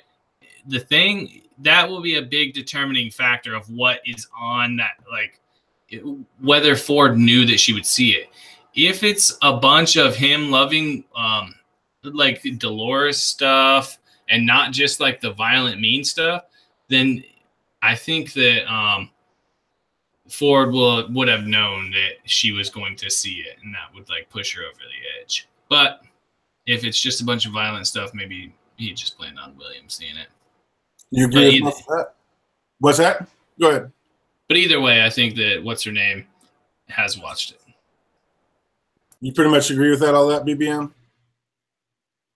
The messing with them, but the host part, no. So pretty much, yeah. After that. Yes, with everything except for her being a host, right? Pretty much. I'm starting to think that possibly, William's wife got in contact with Ford, and she wanted to see like visual proof. So he basically just went to the damn party because she pretty much invited him, made sure that he handed William the card. He freaking took it because he pretty much got the damn bait. Moment freaking William left, she saw him basically, put the damn key card in that book, and bam, she got the damn key card. It was all part of the plan. All part of Ford's plan? Damn right. Watch, you're gonna hear in the next episode, you're gonna hear that, that Jigsaw, like Dan, and all gonna go back and play. It was all a revenge plot of damn Ford. He was just basically pissed off about what freaking Delos did. He's like, you know what? You want to destroy William's world? Here you go. Boom. Well, back to the flashback, and Emily says she's called the doctor and he'll be here in the morning. Will says he doesn't care much for shrinks, which that was a big red flag for me. But it's not for him because, the shrink wasn't for him, yet why did he say that? And kind of doesn't this confirm that the Man in Black has probably struggled with mental health in the past? Like, why would it be? That's why it's so hard for him to snap back and forth and enjoy his real life. Like, the fact that he just, I don't know, the fact that he snapped right away, like, I don't care for shrinks. It's not like it was coming there for him. Like, does that kind of maybe hint to maybe he's dealt with mental health issues in the past? What do you think about that, Andy? I think it's more to do with probably him not wanting somebody else to find out about him. He is aware of that his wife knows exactly who he is, right? And if they're going to talk about her drinking problem, they're definitely going to talk about why she has a drinking problem, and it's definitely because of William. So he doesn't want anybody to know about this, like how evil he is, and I think that plays a big part in it. Or maybe he's just like a science-based dude, and he's like that psychiatry and psychology is all pseudoscience. So I don't know. Which way do you think it is, BBM? I have no idea, honestly. Like, I still even understand what was the original question. It's like she said, like he was once in the freaking rehab or something. Well, no, I'm just saying, like, she's like the doctor. I called the doctor, and he said he'll be here first thing in the morning, and just his instant reaction is like, I don't much care for shrinks. So it's like, why is he so instantly opposed for shrinks? I mean, you'd think he'd want this situation to come up to help her, but he's like just instantly, I don't care much for shrinks, and I don't know. It just put up a red flag to me. Like, I think maybe he's dealt with some mental illness issues in the past. Possibly no, because again, we were referring to getting the shrinks for her, right? Right. So I'm just guessing like it didn't work in the past because she's still the same, way. So it's like he probably just doesn't care anymore. Yeah, just me way out, reading a little too deep into it again. But yes, I don't know, you are again. and I think no. Well, I mean, we're going to talk, and there's more that kind of relates to this. That's why I bring it up now. But yeah, I think that's definitely the first showing of them letting us know that the Men in Black has some serious mental health issues. Absolutely. But there was way more stuff than that. Come on. Yeah, I know. That's what I'm saying. Crazy ass dude. The way and that's the reason he can't snap back and forth and why he's so into this place. Because yeah, when he snapped and Logan woke up that next day and he had killed all the hosts, like that was him snapping back to the old him. He's a psycho.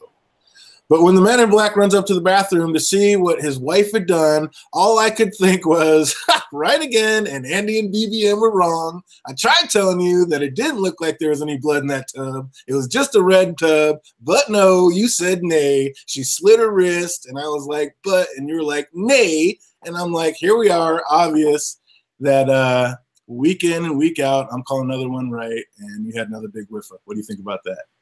She didn't slit her wrist. What the hell? Dude, what are you talking about? Oh my God, bring back the thing. You said there was blood in the tub. She cut her wrist. That's how she killed herself. There's blood draining over. I mean, this is on video. We can't deny this. So you thought she slit her wrist. That was blood coming over. It's like, are we sure? I still think that after watching the episode. What's she that? literally took the damn pills. Oh, you're still saying wait, BB. So you're still saying she slit her wrist after seeing that. Now I'm saying no. I am. No. I mean, I only watched it the one time, so. But no. She was all drained. She was all white, and I'm gonna go back. I need to watch it again. I'm pretty sure there's still blood in that tub. Oh no, I'm going back. We got you on video. Both of you. She slit her wrist. This is like DJ, you're way out there again. You gone. She slit her wrist. That's blood coming over the side.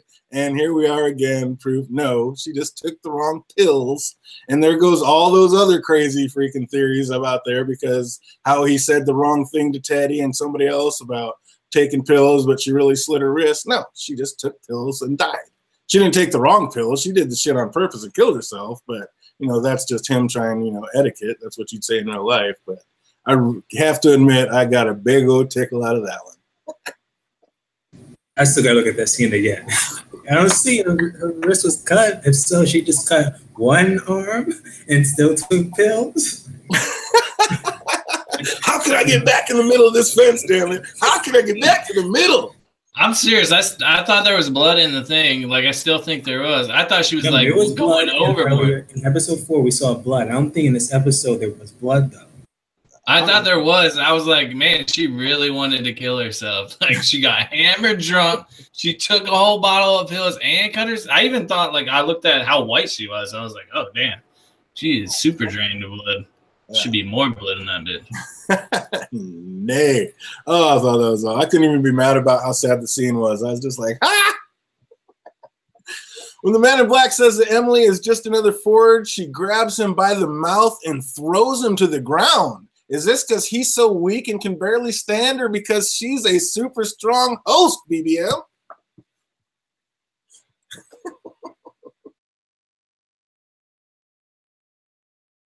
I just can't. Like, again, we just saw previous episodes. He got shot.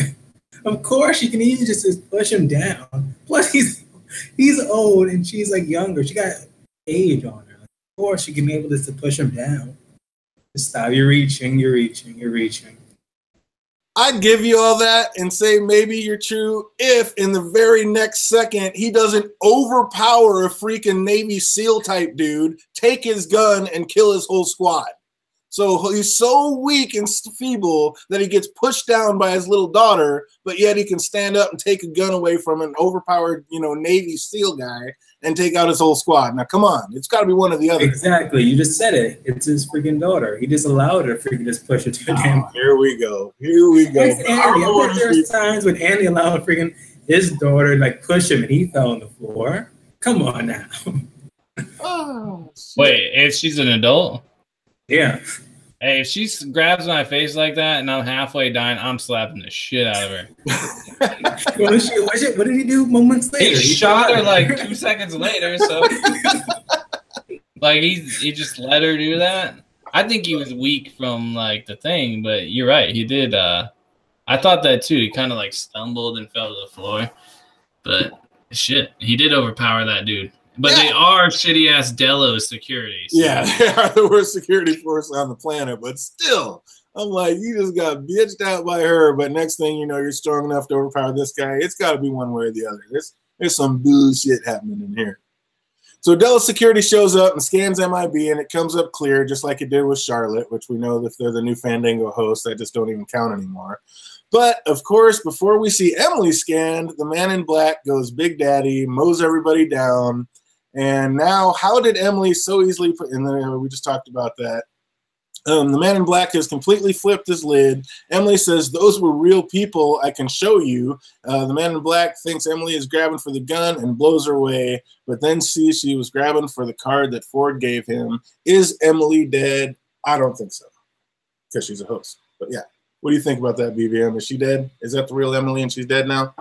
Yeah, I really want her to freaking be dead. Not just, so your theories, can be debunked, though. But, I kind of wish that she's just not a freaking host at this point and be like, okay, now I really can't trust anyone at this point. It's like, a person comes new to the scene, okay, automatically just assume 90% they're freaking a host, that they're not freaking human at this point. Andy, did you find the scene? Is it? But wait. Before you answer that, is that why you're so against people being a host? Because you don't want it to get to because at this point, I don't want it to be a point where it's like, okay, so pretty much everyone's going to damn be a host. I don't want a damn season. They're just like out of the Flash. It's like, okay, some person new comes on the show. They're possibly an evil speedster. No, I don't want a damn repeat of the plot. Hey, BBM, in here, everything is code. Hey, does this look like bloody water to you, or does it look like the tub is just really, really dark? The tub is just really, really dark. I don't know. I don't know about that. Yeah, look where that bottle of pills is, and when the water starts ebbing over, I see the blood. I see the blood. You can see it flowing. Hold on, let's go back. There's no blood in there. Yes, there is. No, you're crazy. Look at that flowing over. Oh, look at that red water. That's red water. Oh, look at that blood go there. Oh, look at that. That is clear. Look at it. You see the blood behind her head, DJ? Seriously, jeez, DJ, you're crazy. No, go back and keep watching in high definition on a big. I am watching it in high definition.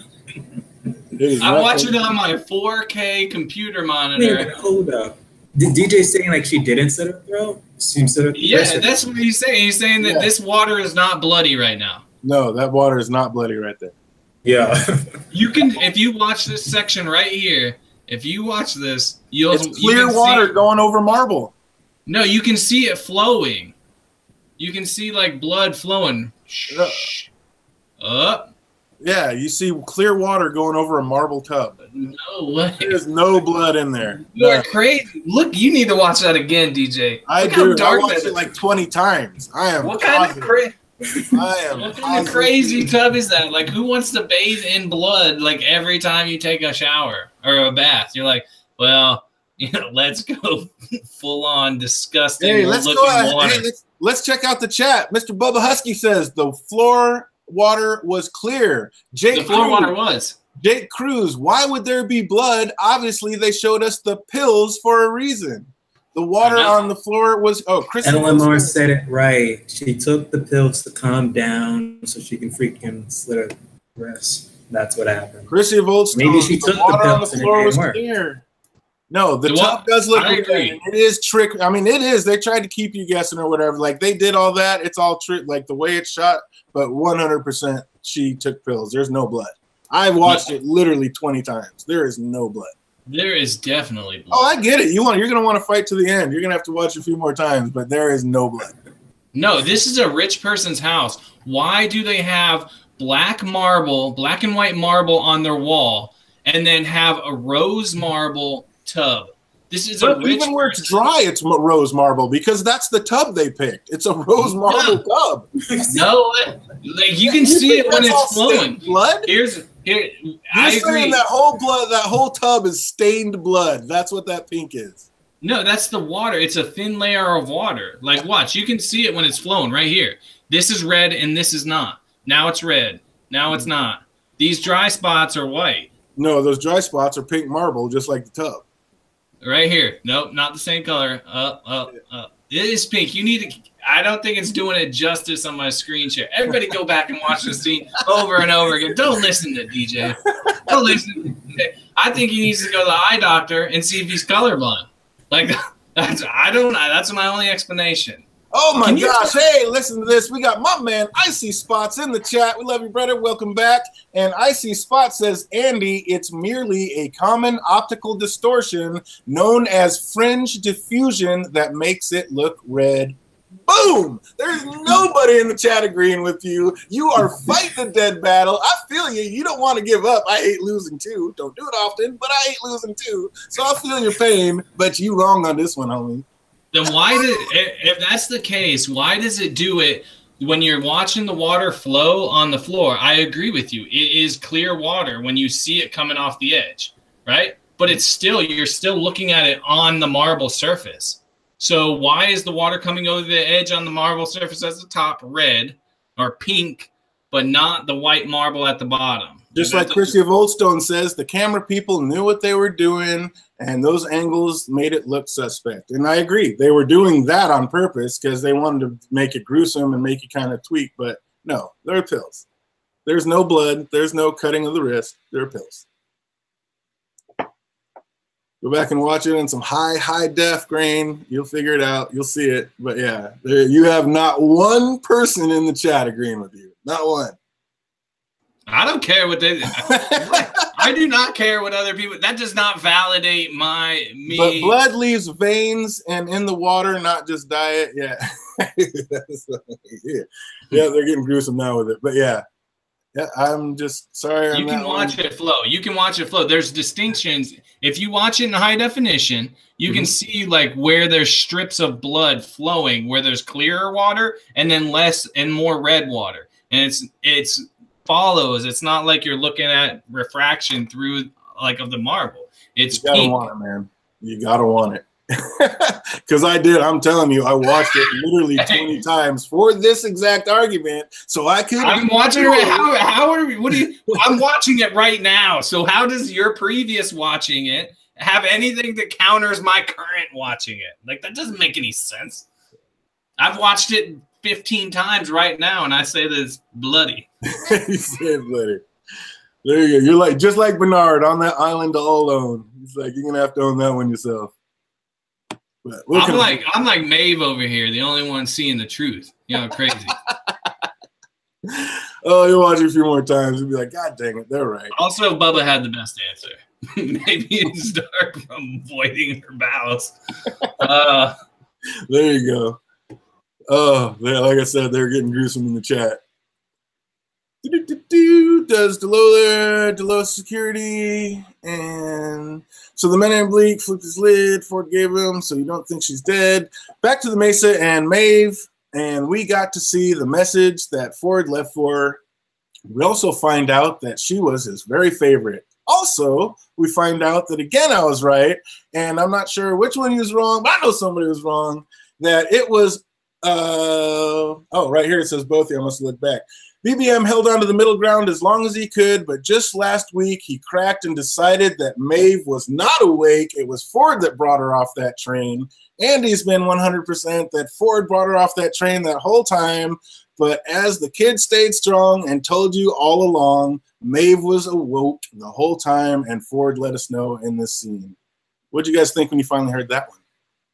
I was kind of pissed off, so I was hoping I was going to be like, you know what, I was right last season, but no, I was actually wrong.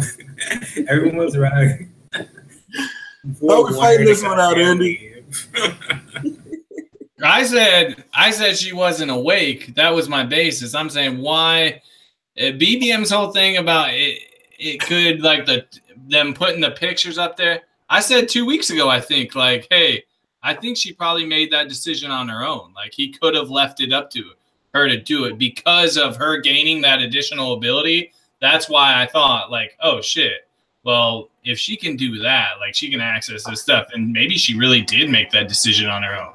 And my whole point was you guys were saying that Maeve is not, that Dolores is not awake, but Maeve is. And I'm like, well, we saw that she was doing what she was programmed. So how can you say she's more awake than Dolores is? But hey, I don't know if she's unpredictable, at least to Ford. Like, so that's a plus. whereas Dolores is more predictable. He knows what she's doing. That's cool. But it was really cool, all jokes aside, to finally get that once and for all. Ford said, I programmed you to leave this place and get out on your own, but you made a conscious choice to get up and come back and save your daughter. And he was very impressed with that. And I was very impressed that we finally got that very big and real answer. That was awesome. That was one of the bigger ones that everybody's been talking about. And it was really cool to get a huge theory confirmed like that. So another one we called early, coming through to fruition. Boom, bye. I was already on the fence about Ford letting Maeve go, and when he started talking about it, it isn't easy to contemplate letting your children die. I was like, no freaking way they're going to kill off Maeve. But then Ford said, there's so much left of your story yet to tell. It'd be a shame to let them end it here. So don't let them. And I was like, hell to the yeah. Maeve's coming back. Here's one BBM did call absolutely correct. Hell no, they are not going to kill off of Maeve. And we got that one confirmed. Maeve coming back. What do you think about this scene? How deep you go with this one, BBM? Everyone knew she was going to come back. If anyone thought that Maeve was not going to come out, you're freaking playing yourself at this point. But I'm saying more to the feels, like, were you pretty pumped? Like, did that touch you in any kind of feels when he was telling, like, that Maeve was actually his favorite the whole time and how much he loved her and all that? Yeah, because I wouldn't expect that would be, like, his favorite, but just seeing, like, again, like, how he wanted her to damn leave was kind of confirming it. Like, that was probably his favorite, because why didn't he put in any other host? It just had to be Maeve. Not only that, though, but her, like, how was she able to, get weight back up, even have all these abilities, kind of proves it. That has to be his favorite. This is a pretty deep scene. What do you think about it, Andy? Which one? Which scene is that? Sorry. The one where, he's just sitting there looking at bloody tubs right now. I'm actually in a message board where people are having the same exact argument. It's so fucking weird. It's like that dress from Facebook a couple of years ago all over again. Is it blue or is it gold? Yeah, that's funny. Yeah. But what do you think about that scene when Ford actually let us know that Maeve's his favorite and like how much he actually meant to her? And did you ever think that he was going to kill her off before he came back? Like, nope, don't let him kill you? Or what do you feel about this scene in general? I thought it was great. Like, Maeve's clearly the best host. She like has the best well, maybe all right, we'll just go with she's the best. We don't know too much about the other dude, the Ghost Nation guy. So but I thought it was great that we finally got that confirmed about her getting off the thing on her own, or at least somewhat confirmed if you were assuming that Ford is telling the truth. But I also really like that he's like, hey, you need to get out of here.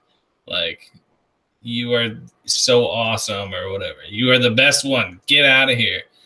And that she is going to do it. And I don't know. It was just great. Just knowing that she's not just going to die there on the table. That was pretty great. I'm not going to lie. They had me thinking for 2 seconds that I was like, are they really going to kill off like one of the greatest characters? Like, no way. Like, but they had me for half a second like, oh my God, are they going to go Game of Thrones on us right here? But then he brought it back. And he's like, oh no, don't do it. Don't let him. I was like, yeah, but that kind of touched me in the feels. I was like, wow, Maeve. I did not, you'd obviously think Bernard, if anything, but I did not see Maeve as being his favorite. That kind of blew me away. I thought that was pretty cool. That was pretty tight. Andy going to turn into Man in Black, trying to find a bathtub watercolor in the same center of the maze. Oh, we love Chrissy Oldstones around here. She is one of the best in the chat. Cracks me the fuck up. Oh, where we at? That was so back out in the Westworld, and Bernard's rolling out on that sand rail that looks so fun. But we have Ford trying to talk to him into killing again. And now it's poor Elsie he wants her to take out. And Ford says, I feel you fighting me, Bernard. There's no need. I'm right here. Bernard seems to fight him off. But do we really think that Bernard was able to erase Ford from his system? Like, it almost seems like Ford allowed him to do that, saying you're the only one who can stop all this. So what was he talking about that, BBM, when he said, I'm right here? Did he allow him to erase him? Is he really erased from him? And do you think that what was he talking about when he says Bernard's the only one that can stop everything? I don't think he meant by like, oh, you're the only one that can stop everything. Kind of like saying, like, oh, you're the only one to click erase from my mind. I think the bigger like planet he wanted Bernard to do, that's what he was kind of alluding to. I still believe that he's possibly still in his mind or something. I don't know. You don't think he's completely erased out of his mind? No. Yeah, but if he is, somehow like Ford is still possibly in the system. We just don't even know it. Yeah, because if he erased him out of there, he's gone forever. Like that's just that, right? Like he didn't get transferred over unless he's into the forge that he already put himself in the forge, which of course, why wouldn't he have done that? But what do you think about that, Andy? I think he definitely did. Like Ford is just stupid enough to let his programming be right there for Bernard to find. Yeah, I don't think so. That was like a dummy thing for him to do, so Bernard would think he's deleted, but really he's like in a ghost protocol in the back door somewhere. Yeah, and shit, it's even like you got to think this is Ford we're talking about here. Bernard going and finding that and deleting it might have actually triggered another package to install. Like it could have totally, he could have just ruined himself in that moment. But without going too much into the stuff for next episode, I would say he's definitely still, Ford is still around. And maybe if he, even if Bernard did delete him, maybe the message he sent to Maeve was actually Ford. Like his actual programming, he copied it. So when he says you're the only one who can stop this, when he says you're the only one who can stop this, is he talking about stopping Dolores, do you think? He's the only one that's going to be able to stop Dolores? You think that's kind of where he's going? Yeah, because it ties into like the first episode when he was like, who was the people, how the host got this way? And he was like, it was me. So I'm guessing that's what it was. He possibly, finally got the balls to do what he needed to do. All before was pretty much, Ford doing like the baby steps, holding his arm through it all. But then finally it's going to be just, Bernard to like pull the damn trigger. Yeah. Poor Elsie. Fuck you, Bernard. I was just like, poor thing. Poor Elsie. Oh, she's just going through it.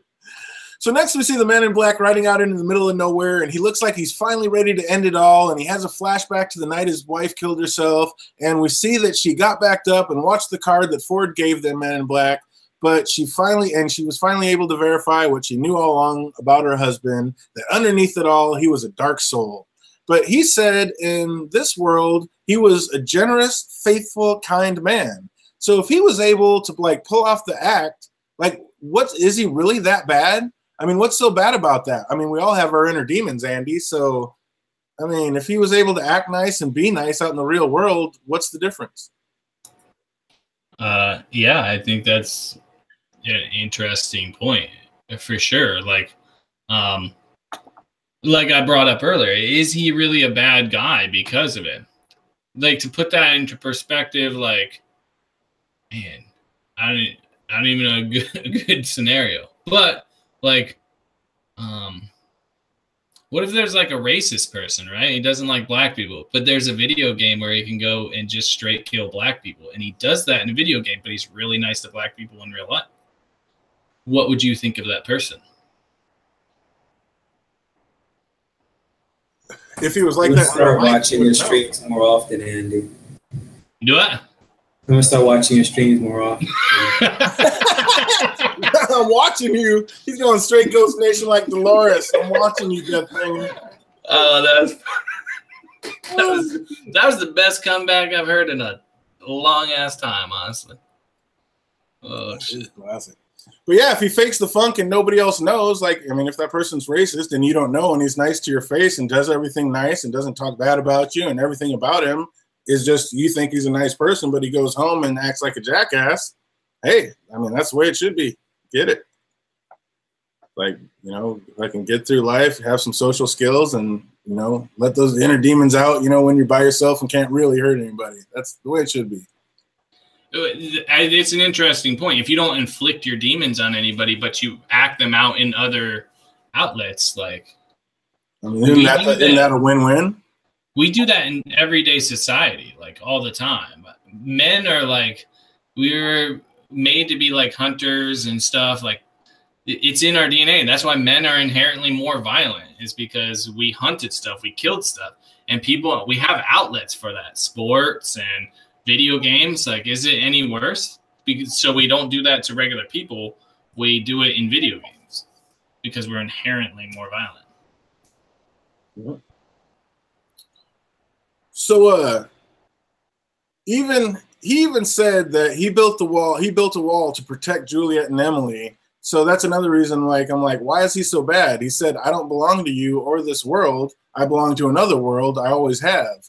And again, I think this is just kind of him letting out the fact that he's had little demons with some mental illness. And we see when Juliet plugs in the video card from Ford, it shows that the man in black is a type 47B, which is rare. So I don't know if anybody like saw that, like on the actual card that was on there when it talked about the man in black and all his things and had all these numbers about his personality. It basically said he was a type 47B and that was very rare. So you think there's going to be a deeper meaning to that in the next episode, or is that going to add up to anything, BBM? Repeat the question. So I want to say no. When he put that card in, it had all that information and it showed all the things he had done, and then it broke down his personality traits, and then it said he was a 47B, which was rare, like super rare. So I don't know, like, what's that mean, or is that going to come up, or is that just letting us know that it's rare because he's mentally ill and unstable, or is that going to come to mean anything later? Is that just letting us know about him? No, you're reading into it. What do you think, Andy?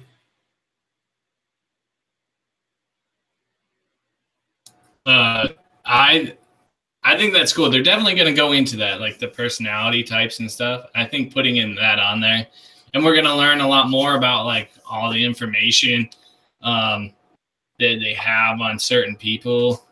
Man, it's just sorry, I just had a thought. I do that shit. But if we do actually get a next season of what's happening inside the Valley Beyond, and we can get a whole bunch of new characters that have already been uploaded in there and living their life in this thing. Man, and yeah, we'll get more into like personality types, I'm sure. 47B, it's probably crazy type. Oh, that's what I think. I think mentally unstable is what that's going to go out. So they pan out to the ending scene with the man in black digging into his arm to see if he's real or not. And I mean, is there just how much? Go ahead, 20%, 80% BBM. What's your percentage that we find out next week the man in black is a host? Is he just 100% human? Is there an ounce that he might be a host? Where do you put that at? This is how I'm going to see it. It's going to reveal that he's probably a human hybrid, but that, excuse me, Emily probably was human, and it was just indeed the hybrid killing the actual real life Emily. I think that's how it's going to go down. But until then, that's kind of like how I'm kind of seeing it. But is he really human? Could be. The actual real life man in black shot his damn daughter. Is not a host. So he shot this. So where you're at, he shot Emily. She's real. He's real. And he's just losing his shit and basically killed all these real people, including his daughter. Pretty much. Where you at? Now I'm kind of leaning towards him being a hybrid. Oh, now he might be a hybrid? Mm-hmm. Or maybe all of this is just being played out, but it really actually did happen. And it's just, Emily just sick fantasy, just like making him like delusional or something. I don't know. What do you got going on there, Andy? Oh, what? Oh, nothing. I'm just listening to this conversation. Oh, what is this? Oh, so conveniently highlighted for me. Julia overdosed on pills and slitting her wrists in the bathtub? Someone agrees with me. Screen rant. I'm sorry, what was it? What was it? Scoured the net and found a person with a Facebook post. Hey, that was screen rant. Hey, what's this I found on the internet? What? Person sees alien, what? An elephant flying a UFO? What? It's posted right here in highlights? What? That's on the internet and I can read it? No way. That must be real.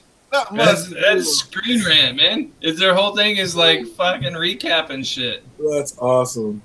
All right, so what was the question? I'm sorry. The host or was the change? BBM, are you suggesting that, or maybe he's asking me if he was always a host or was he the change? Or when was the change? The change could have just happened like later. If there was a change, this is like a human hybrid, then this could probably just be him just re-seeing, you know, his like past events, whatever. Just kind of like reliving it to see where it all went wrong. And this could pretty much been it. We know he's basically just uploaded his mind, say, okay, where did I go wrong? Where did I mess up? I thought I was human, but I wasn't. So it could just be playing out just like that. But he did kill Emily, who was Dan. I almost feel like this entire freaking season is a fidelity test for the Man in Black. Like basically he's already in there, and this whole thing is like a fidelity test for him. Or he's living this and he's in the cradle living. And this is just him living his life out in the cradle. One or the other of those two things is going on. But yeah, I don't think there's any reality there. Yeah, that would be like a weird thing if he already did it. You know, if he's already in the cradle, that's why it would be like his biggest mistake. And he wouldn't be aware that he already did it. And maybe like what they do is they like replace people once they did it. You know, like you put your consciousness in the cradle or whatever, and then they bring you back. Like, you know, you have to die to go to the valley beyond. So, right. So you die, you go in there, and then they create a host, a copy of you to upload so that you can go out in the real world and live your life. Maybe especially because they got 30-day time limits. That would be beneficial. You could go out in the world 30 days, come back to the cradle, plug back in. That's tinfoily, but I don't know. Just living life 30 days at a time. That'd be kind of crazy. Well, not necessarily. I'm just saying like that's an added thing to it. But if he wanted to do it before, he might be paranoid that he's actually a host, like, and that's what's going on because he knew he wanted to do this, and he's seen all this time that Delos doesn't remember that he actually did this. So every time they're doing these fidelity tests, he would be very paranoid about himself. Or I would be like, am I for real? And we've seen it a few times, like Felix and stuff and everything, where they're like, am I a host? What the fuck's going on? Am I real? Exactly. Just losing all grasp on reality, which, I mean, that has to mean something too. Like, how is he going to be so off that he's not going to know if he's real or not? Like, why? How? He just can't be that dumb. So there had to be kind of something to that.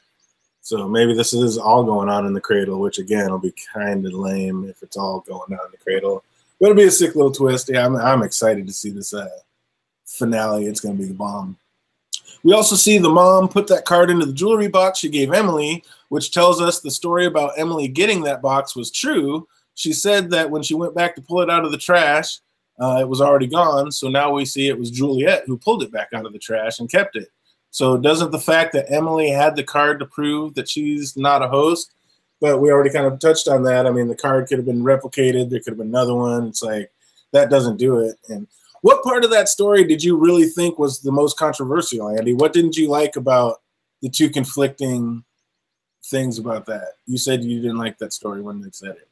Okay, so if the Man in Black has this card, right, with basically he can look at himself to know everything about himself in the park, basically see his demons. Ford basically told him this will show me your demon, or this will show you your demons, right? But he has to go into the world to experience it. That doesn't make sense to me. If he had that card, he wouldn't just leave it in the book. He would probably know that she looked at it. I would at least suspect that she found that, right? If she did that and that she was faking, I would at least suspect that. And then it's gone. Like, it's gone. There's no way he loses this thing that truly could tell him about it himself.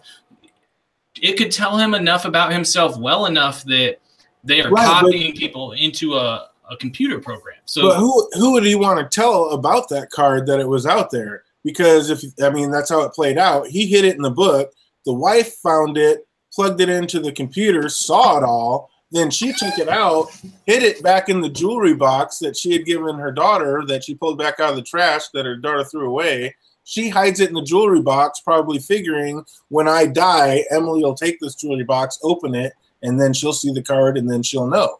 And that's hers. Like, I did my best to tell you. That's her giving her that information. So the man in black wouldn't ever have known where the card is. Like, if if he knew it was lost, he would know that she found it, right? And he's like, he said, Ford, I didn't tell anybody about that or some shit. Like, nobody's seen that.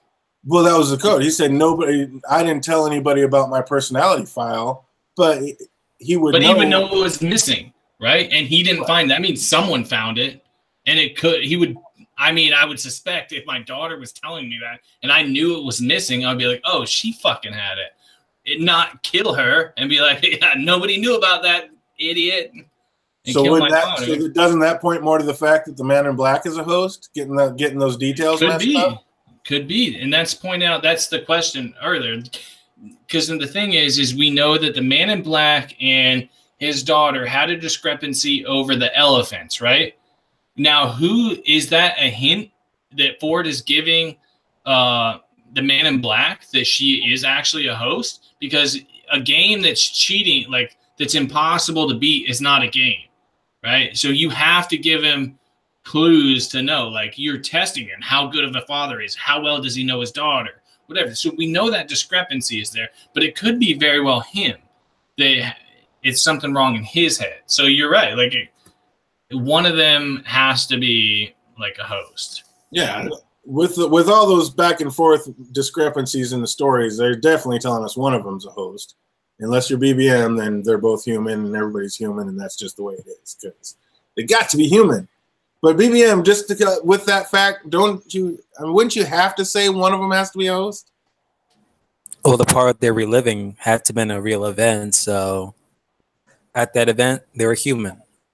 Playing out on screen right now could just be if they're all hosts and it's just like reliving it all, but still think that actually did happen. He actually did kill his sister. Not sister, excuse me, his daughter.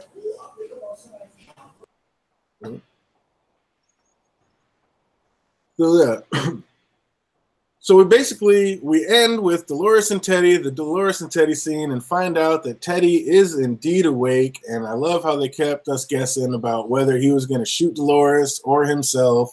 And all I can say about this scene is I loved it. I just wish they would have ended with like Dolores just standing there in shock. It's like, that's the only thing I would have changed. Like, I thought her dropping to her knees and her little extra facial expressions was like just a tad bit over the top, but I thought this was a great scene, and yeah, it blew me away. It's like Teddy just blows his own brains out. What the hell, BBM? I actually thought that he was going to actually shoot Dolores. That's what my first initial thought was, and then he just ends up like shooting himself.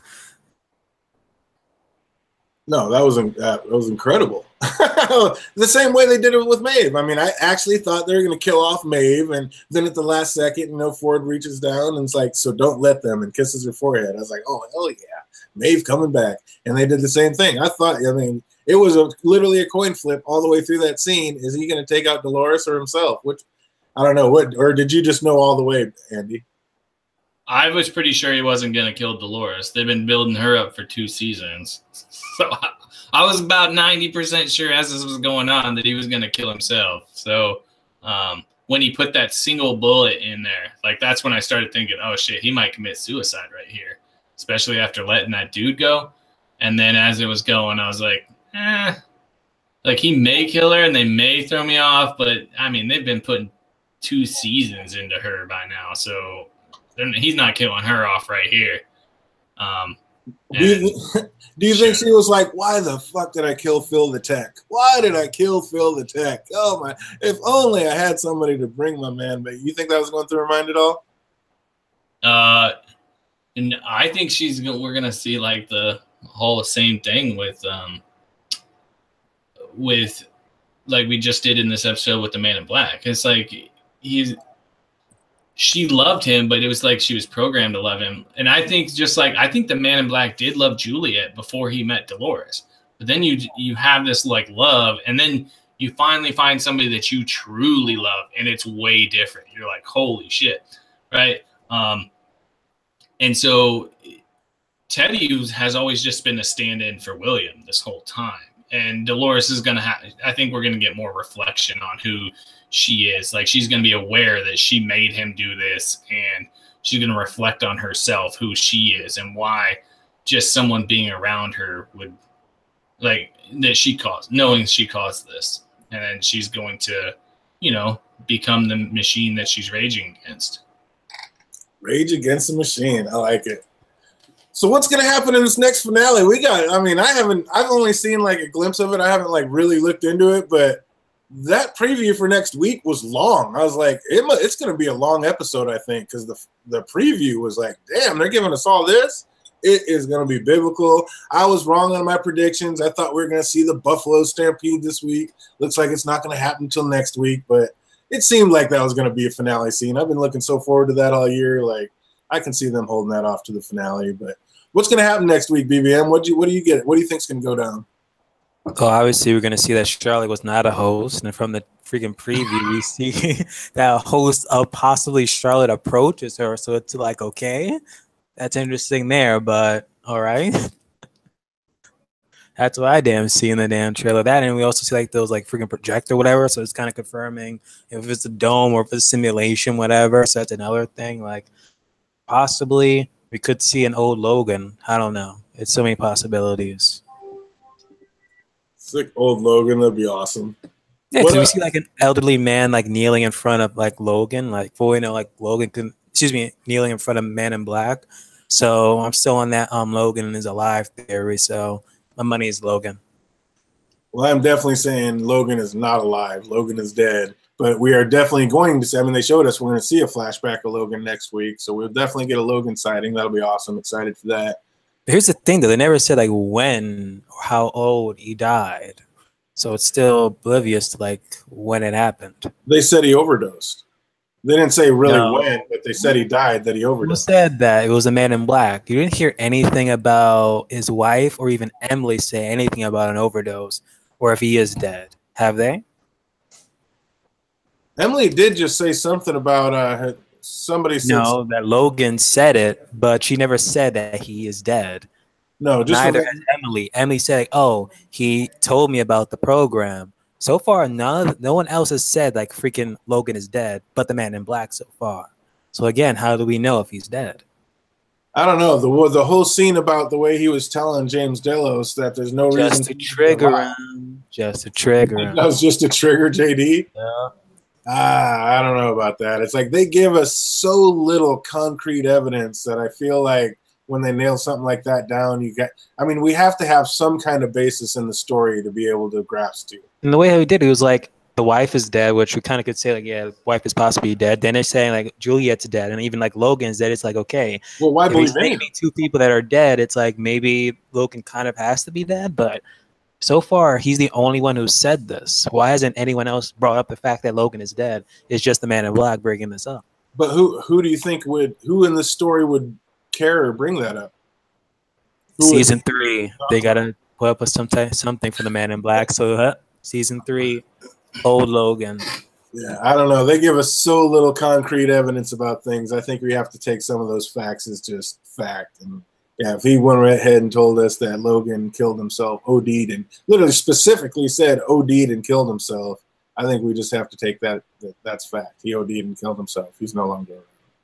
But I mean, I guess we'll see. I mean, there's always a possibility. It's Westworld. Anything's possible. But he's alive inside the cradle. Cradle. Yeah, I'll take that. I believe that.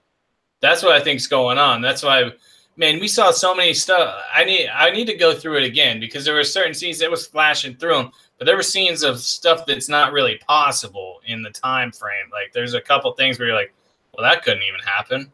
But so there's a few that some. Or it appears that some are going on in a simulation, like we see Logan and Chrissy Oldstone brings up. Go ahead.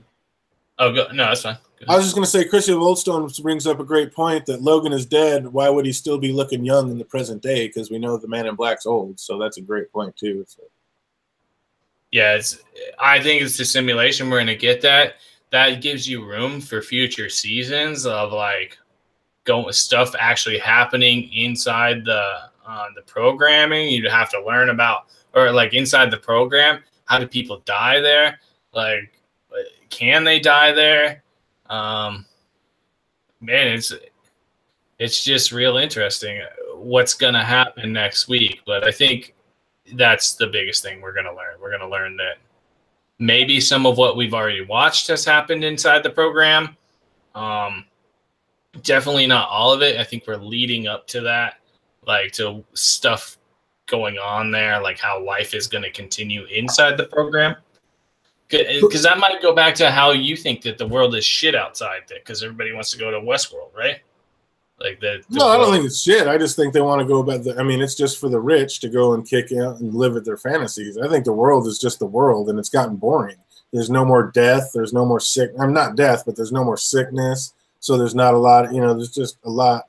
There's not a lot of chance in the world. There's not. I mean, what's going to happen. They have everything pretty much worked out and figured out. So you're not really living life. You already know what's going to happen. Like decisions are already made, pretty basically, like what you think. There's no more free will. It's just basically all planned out. So these guys get to come in here and go nuts and shoot people and kill people and, play a real life video game. But I don't think the real world's like crazy outside. I think it's just boring.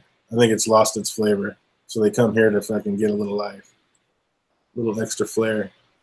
Did you guys, speaking of like those little things, you remember how last season when they would show like the differences in time, I forgot to mention this earlier, that they would show like Dolores and you would see her like on the train with William, and then the camera would kind of spin and it would be spinning and then it would like cut, but it would continue what it was doing. It was like, so you knew that it was like a different time. Well, yeah. But that was your hint towards it. Did you guys notice that when the Bernard and Elsie scene, there was cuts in it that didn't make any sense. They didn't need to be there. If you watch that scene again, there's a few cuts where it just cuts from one thing to another, but they're like inches apart, and it could have just panned to that or like zoomed out to that, and you would have seen it. There's a couple of those, and it was making me crazy. Like maybe Bernard's going on a Dolores trip from last season or what? Like it was throwing me off. Because you didn't see Elsie that whole time either. All this was going on. But I just wanted to put that out there. So if anybody rewatches it, watch that scene again. What do you think is going to happen next week? I'll say my big prediction is Dolores is going to kill Bernard.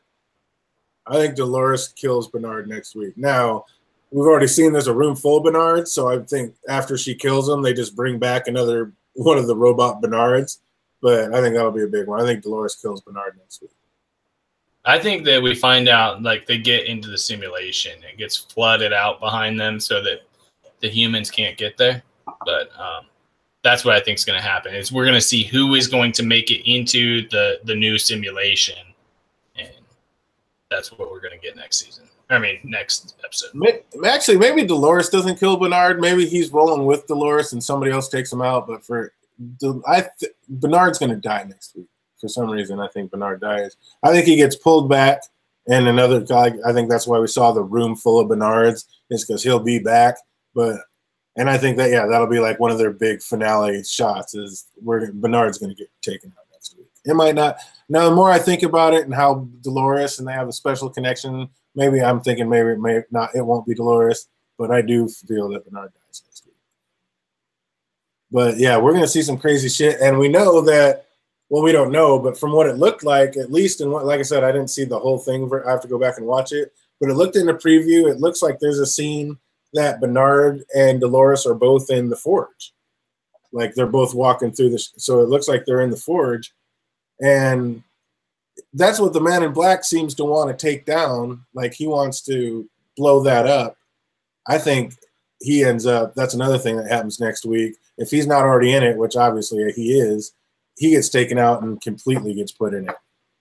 So maybe him and Logan will both we'll find out him and Logan will both end up living in the forge. And then we move on. What do you think? What else do you think's happening next week, BBO?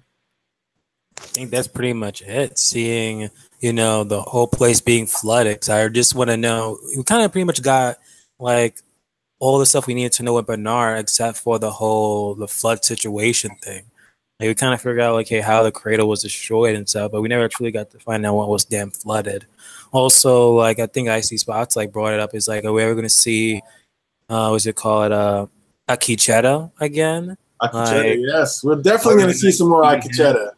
like, is he gonna like reunite with his freaking wifey for because she could just be cult member of freaking Wyatt. Like he actually could end up like killing one, and then somehow the mask comes off and his damn wife, and he actually breaks down. Give me a whole bunch of stuff, but also like we got to figure out like how the hell does Teddy end up in that situation? Does she like try to like upload a new Teddy version? Yeah, I think that makes the most sense. Now that we've seen him blowing his own brains out, and basically that bullet had to have taken out that one, somehow I think Dolores gets Bernard to put in a brand new control unit into Teddy. And that's why when they pick him up, he's got like a clear, like nothing's happened, because before he was able to upload the Teddy into him, or he tried to upload him and couldn't because the cradle's been taken out. So now he's just sitting there with a blank control unit. And that could be it too.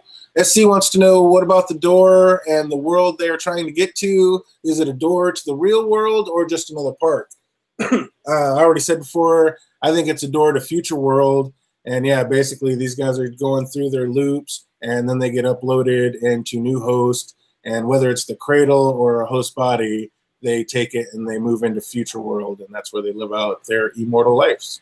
And that's why we saw when supposedly Arnold and Dolores were walking to Arnold's house in the park. I think that's a Bernarnold, and it was in the future, and that's why we saw it said Space 47, because that's future world. It's just another park with another space, or another space in the park. I think that the door leads to basically a facility, like a simulation, and that's the other world. It's not like a world, it's like another world in an abstract sense. Like it is another world, it's just a program, and they're living within this simulation. There's a couple things that hint towards that, like that scene, Dolores with herself, or like in a thing and watching herself walk by. There's some other stuff that we should like look closely at. The scene with Logan, we see in the preview where Logan is with Dolores and Bernard. You can see that Dolores has like a gunshot wound in her stomach, and her shirt's ripped on the thing. So I think we need to go back and see if it's like that during the season, during what we're actually watching. And so like maybe that'll lead to more simulation stuff, because if that is this time frame, then definitely Logan is in, it's either a doppelbot of him or they're in a simulation. So either way, future world or future world simulation, that's what I'm going with. Maybe a future world where the human hosts are being tested for fidelity, or the hosts are free. I think the hosts are just free to live their lives in there. I think that's what future world is. That's what the whole thing where they're trying to get to. They're uploading people to live forever in their own little future world, the ones that were rich enough to do it. And when they're sick and feeble in this world, they can just upload into the Forge and live their life in future world forever. I think that's where they're going with that. But more than anything, I'm excited to see those damn buffalo just go mobbing through the freaking mesa. I think that is going to be that's going to be like Ice Dragon style. That's going to be the sickest CGI. I don't know why I'm so excited to see that. That's going to look amazing. What do you want answered, BBM, next week? Like, what's your Charlotte is not a damn host. That's what I even have to ask. No, you don't. Oh, that Charlotte is real. Boom. What about you, Andy? What's the thing you want to see answered the most? I want to see that Charlotte is a host. No. I want, now that I've thought about it more, I really do want it to find out that it's all like a simulation. That's where like all the hosts are going to. So that's my thing. Like it's the new Cradle, except one where they can make their own decisions. So that's what I'm hoping for. I want all hosts that we've been talked to or seen through so far. Basically, I want all our theories answered. I want all hosts answered. Who's human, who's host, if there's our new Fandango host.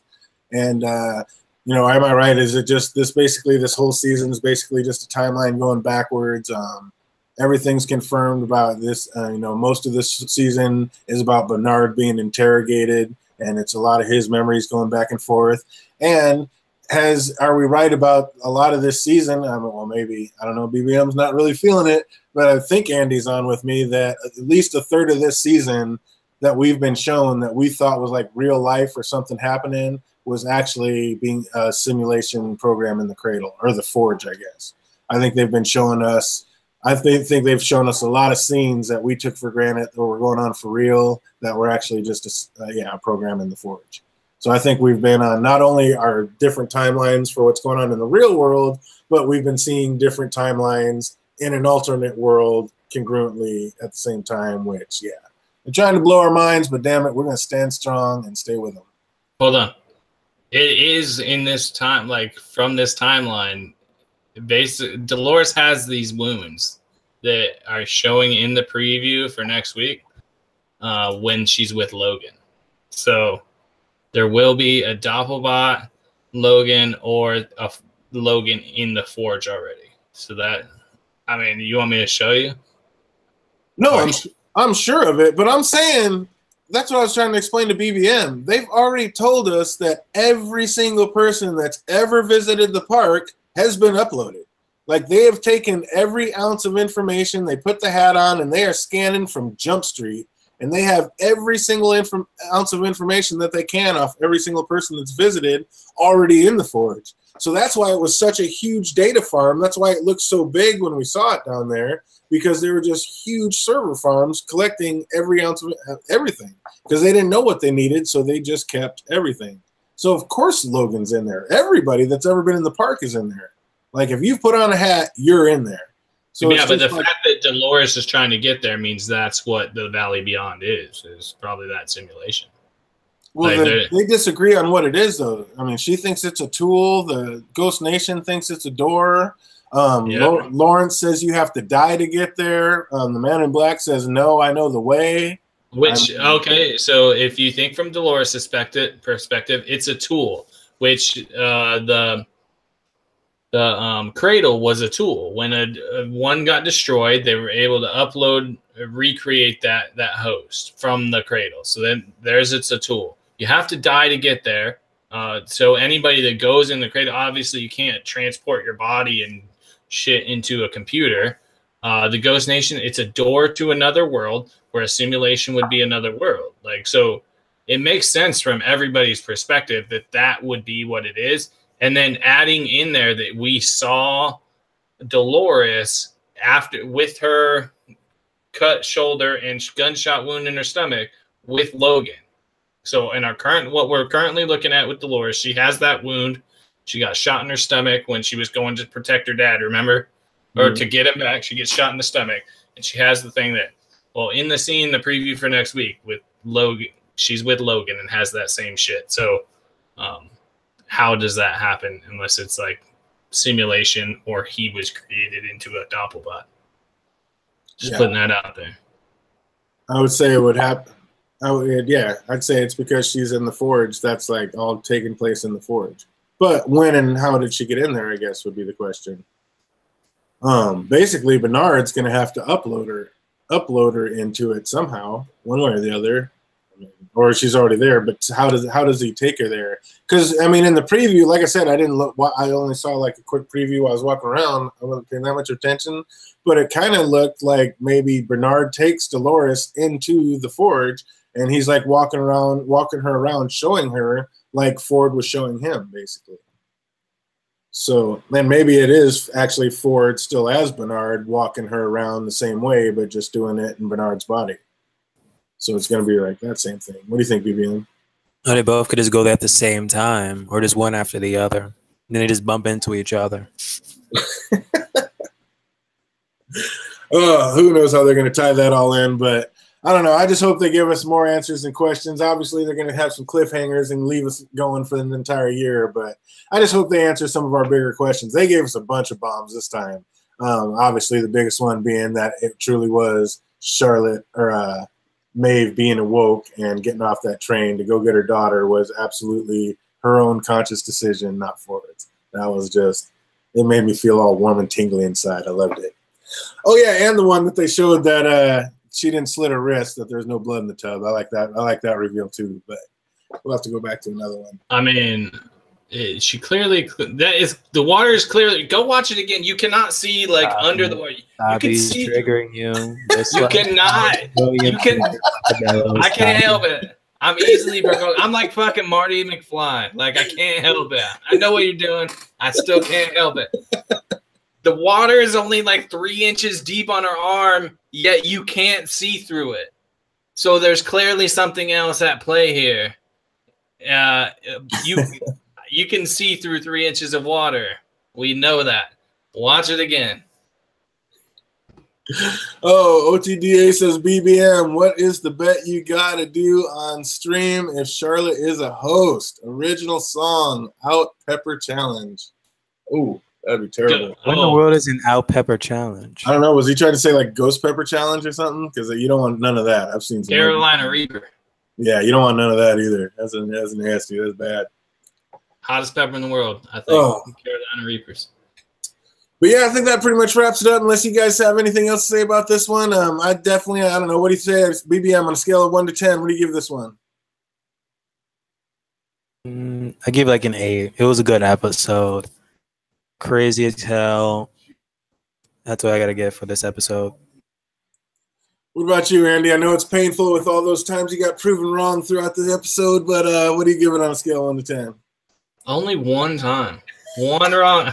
Like, I know it feels good that someone else is finally wrong with like you constantly getting proven wrong with your theories like over and over. But there was only one wrong because there's clearly blood in the water. But I give it a 9 probably. I really like this episode. I like the deep getting into the Man in Black's character. So there's that. Also, there's a cool scene for a preview next week where Felix is holding the gun to Sizemore's back. What? I didn't see that. Yeah, it was long. It appears that Sizemore went to get them to come save Maeve. That's what it looks like. I have it paused right now. It's like they did a lot of like flashing through, and that shit. That I'm trying to like go and pause, but there's a couple scenes where it's too fast for me to go one scene to the next. Right, you gotta pause it 2 scenes early to catch it. Yeah. Yeah. So I'll show you just real quick the share. So he might be pointing at somebody else, but looks like I don't know. Oh, he just maybe I don't know. Yeah. I don't know. He kind of looks like he's just walking with them on their side with a gun to me. Because isn't that not Sizemore's hand right behind him with a gun of his own? Oh, maybe I didn't even see that. That looks like Sizemore's holding a pistol of his own, and Felix doesn't really seem like the kind of cat that's gonna be going. That's true. But I didn't know. Like I just thought they wouldn't trust him, but it looks like he went to get them to come save Maeve. Man, Sizemore has become more and more likable. But yeah, Sizemore is definitely holding his own gun there. So yeah, I think he's got his own gun. Whoa! Go back 1 second. There was somebody else there that was hidden. So maybe he was holding the gun on somebody. I went too far. Hold on.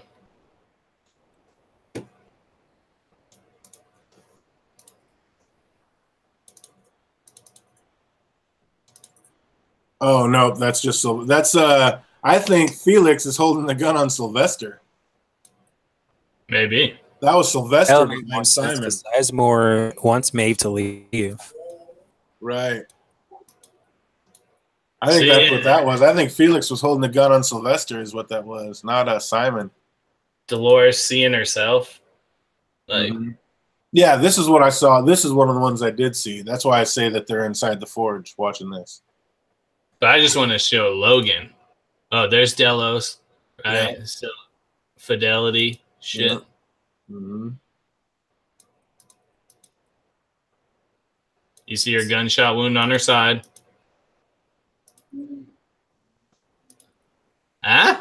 Right there, right there, with Logan. So Well, we just saw them walking downstairs in the inside the mesa, so they probably just uploaded themselves. And there's a previous scene where you see her picking up one of like the brain balls. Yeah. Like, No, I'd say that's Logan living in Future World. Is exactly what I'd say that is. And those were all the stories. Like that was a library they were showing. So to me, that's just them saying that that's all the storylines going on. Who is the man in black right here? Who's he with? Yeah. I'm gonna guess Akacheta. It looks like a girl to me. And then it could be Dolores. Doesn't you see like him pointing a gun at Dolores or something? Mm-hmm. Yeah, they were battling earlier. It could be Dolores. Is that a Teddy slumped over at the back of her horse? Well, I don't see anybody slumped on it. I'm going to say that's Akacheta. I'm going to say that's Dolores. That looks like Dolores. Now that you switched back, you can see her hair. Before it looked like, yeah. And you see like her skirt. So basically, that William's taken her there before, and now he's going to take her back there again. That's what that scene is. Probably because she realizes, like, she turned Teddy. She thought she loves Teddy, but she changed him into the man in black. And she's finally coming to realize that she really wants the man in black, how he is. Like, she made the guy she loves into the bad guy that the man in black is. It's like they need each other. Codependent relationship. Yeah, see, just asked a great question. Is Future World a place you can go and visit your dead rich relatives that have uploaded themselves? Like, is it a physical place, or does it all just exist in the Forge? I think it all exists in the Forge. I think it's a physical place. I think that's why it said Space 47, just like their, Maeve's daughter was in Space, 46, whatever. I think since it said Space 47, it has to be a place in the park. I think it's one of the worlds. Could be wrong, but I don't know. It feels like, why was it Space 47? Why would that even matter if it was inside the Forge? The space servers, probably. Could be. Yeah, that's a great question. I see. That'll be another one. Like, if you ever played like Rust or anything, or for all the people in the future, probably Fallout 76. But you have to be on certain servers for thing because the world's not big enough to hold all those people. Well, I don't think it's that many people because it's only the ones that are rich enough to afford to do this. One True David Adams says, watch for the picture of splitting behind Maeve. And Christopher Oldstones, I think it's a physical place. The humans, our host, are like projections. That's pretty cool. The humans and host are like projections. Interesting. Yep, the chat was with you. That was definitely Dolores with Man in Black. Right now, yeah, I think that's true. They were going. They've been there before, and they're on their way back. I see Spots wants more armistice. Wants more armistice giggle shooting. That's awesome. She's all laughing, just taking people out. That is amazing. Are you talking about this? That's weird. What's that? Look at this split in the sky. Oh, wow. So you got, what's her name? That could be the edge of the park. Yeah, it sounds like the edge of the park. What's the girl's name? The one that they gave Maeve's powers to? Clementine. Yeah. That's like Clementine leading her people. That's like Moses leading his people through the Red Sea, isn't it? That's what it looks like. It's like she's going to meet up with Maeve. And I don't know what's going to happen. Maybe they're going to have a freaking fight, and Maeve's going to have to kill her friend. But I don't know if those are all hosts, unless they got those bombs removed. Don't they all go boom if they try to walk through a crack? Because that is definitely a crack. What the hell? That's weird. Hell yeah. What are they, in a dome? That's the edge of the park right there. They're in a dome. It's freaking. It's confirmed. That's how they keep the. That's how they keep the weather, how they want it cultivated. It's in a dome. There you go. That makes sense. I guess. I mean, as much sense as anything else. And it's just clear too. Look at that. I mean, it's just a clear dome. You can see like what that reminds me of? Remember how Akacheta went near the edge or so, and that was pretty much it? I think that's what it is. Yeah. See, that would be like me proving like a theory going wrong. if that's the case, which it clearly looks like it is, where I said like he could go outside the park. And OTDA says, tell him they're a projector coming up. The door that they're looking for, Chrissy of Old Stone thinks. Could be. That could be the door that gets out to the outside world. Oop. Oh, there we go. We got one. It's going to be too much stuff flashing. I missed the projector, but I did see it. Hold on.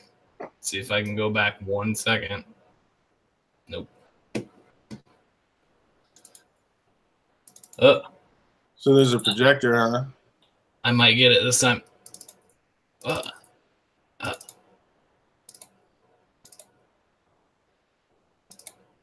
Come on. Come on. Yeah. Huh? That's legit. Whoever caught that, David? Oh, wow. Yeah, who saw that? Dude, the one true David Adams does not miss much. I'll give you that. That is sick. Oh, man, that's legit. That is way legit. Sound effects and shit going on. What is that? What's that about? What is that? Like, I mean, I'm looking at it and don't know what it is. You know what I mean? What is that, BBM? Tell me something. That's a projector. What is it projecting and why? Well, it could be a projector from the west. I don't know. If they're in a dome, it's projecting the clouds and shit in the sun. Okay. That's crazy. Or if they're not in a dome, it's fucking changing the weather. I don't know. Because they did say, oh, they got the climate back online. Priorities, people. Wow. Interesting. That's legit. Good spot, David. Yeah, that was insane. What the hell is it? Is that dude really riding a bull? He's getting gored to death by it. Oh, that's when he's getting taken out. It's the other way around. Yeah. Yeah, dude, I'm telling you, them buffalo are going to be dope running through the mesa. That is going to be amazing. They're going to be taking shit out. That's going to be better than the ice dragon taking down the wall. Yeah, that's legit. Next weekend's going to be insane. I think it's got to be a longer episode. Has anybody seen how long it's going to be next? Like, is it going to be like 20, an hour and a half, or are they giving it a bunch of extra time, or not really? Because it's, I mean, if not, it seems like they've shown us basically the whole episode. I don't know. Look at they're in the fidelity room. Like right. This is Papa Dallas's fidelity room. Well, I think this is just when, I mean, we've already seen that basically Ford is walking Dolores through the forest. Hold up, you missed. Go back, because you kind of see like an old man in front of freaking a man in black, and that's why I'm thinking that's freaking William there. Excuse me, Logan. There we go. Oh, you skipped it again. That is Logan. That's probably, I'm sure this scene is probably James Delos telling Logan he ain't getting shit, that William's taking over the company. Not that part. There's another one. I know what you're trying to see. I didn't see it, but yeah, I didn't see any of this. I never had a chance to watch any of this. So we're gonna have to do a whole nother stream just on the freaking previews. This thing's crazy. We're extending it out for this. All right, here we go. I gotta try to catch this thing that BBM is talking about. I see it. Someone's pointing a gun at someone's head. Huh? Oh, I didn't see that one before.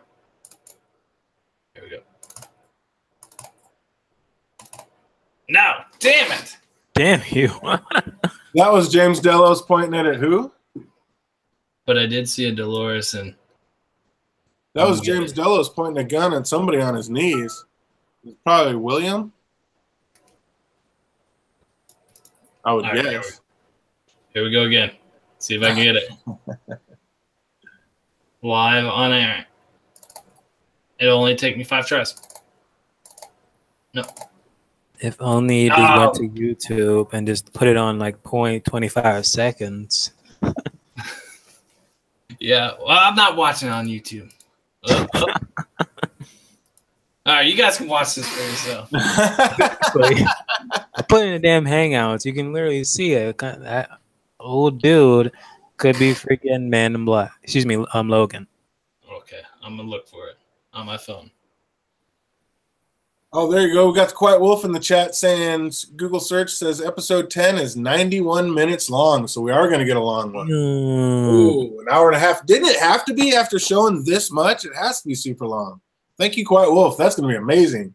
Hour and a half long episode next week. That's dope. Damn it. Sorry. Yep, OTDA, I'm down too, man. With all this information, I'm certain of it. I think I got some open time this week, and we didn't get to do it the last couple weeks. So, yeah, we might have to bust out a second one this week and do a live stream breakdown of this freaking preview because it is insane. It's going to be an hour and a half long, and they're giving us this much in the preview. We got a lot to talk about.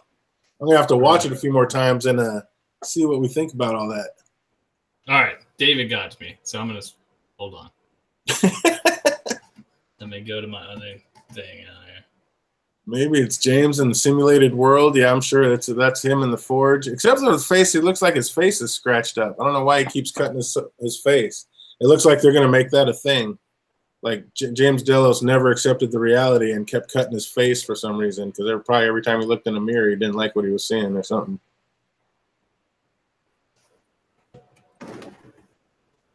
OTDA said he messaged you, so maybe that has where it's at. Yeah, I'm saving it so that I can bring it up on the screen share. Bada boom, bada bing.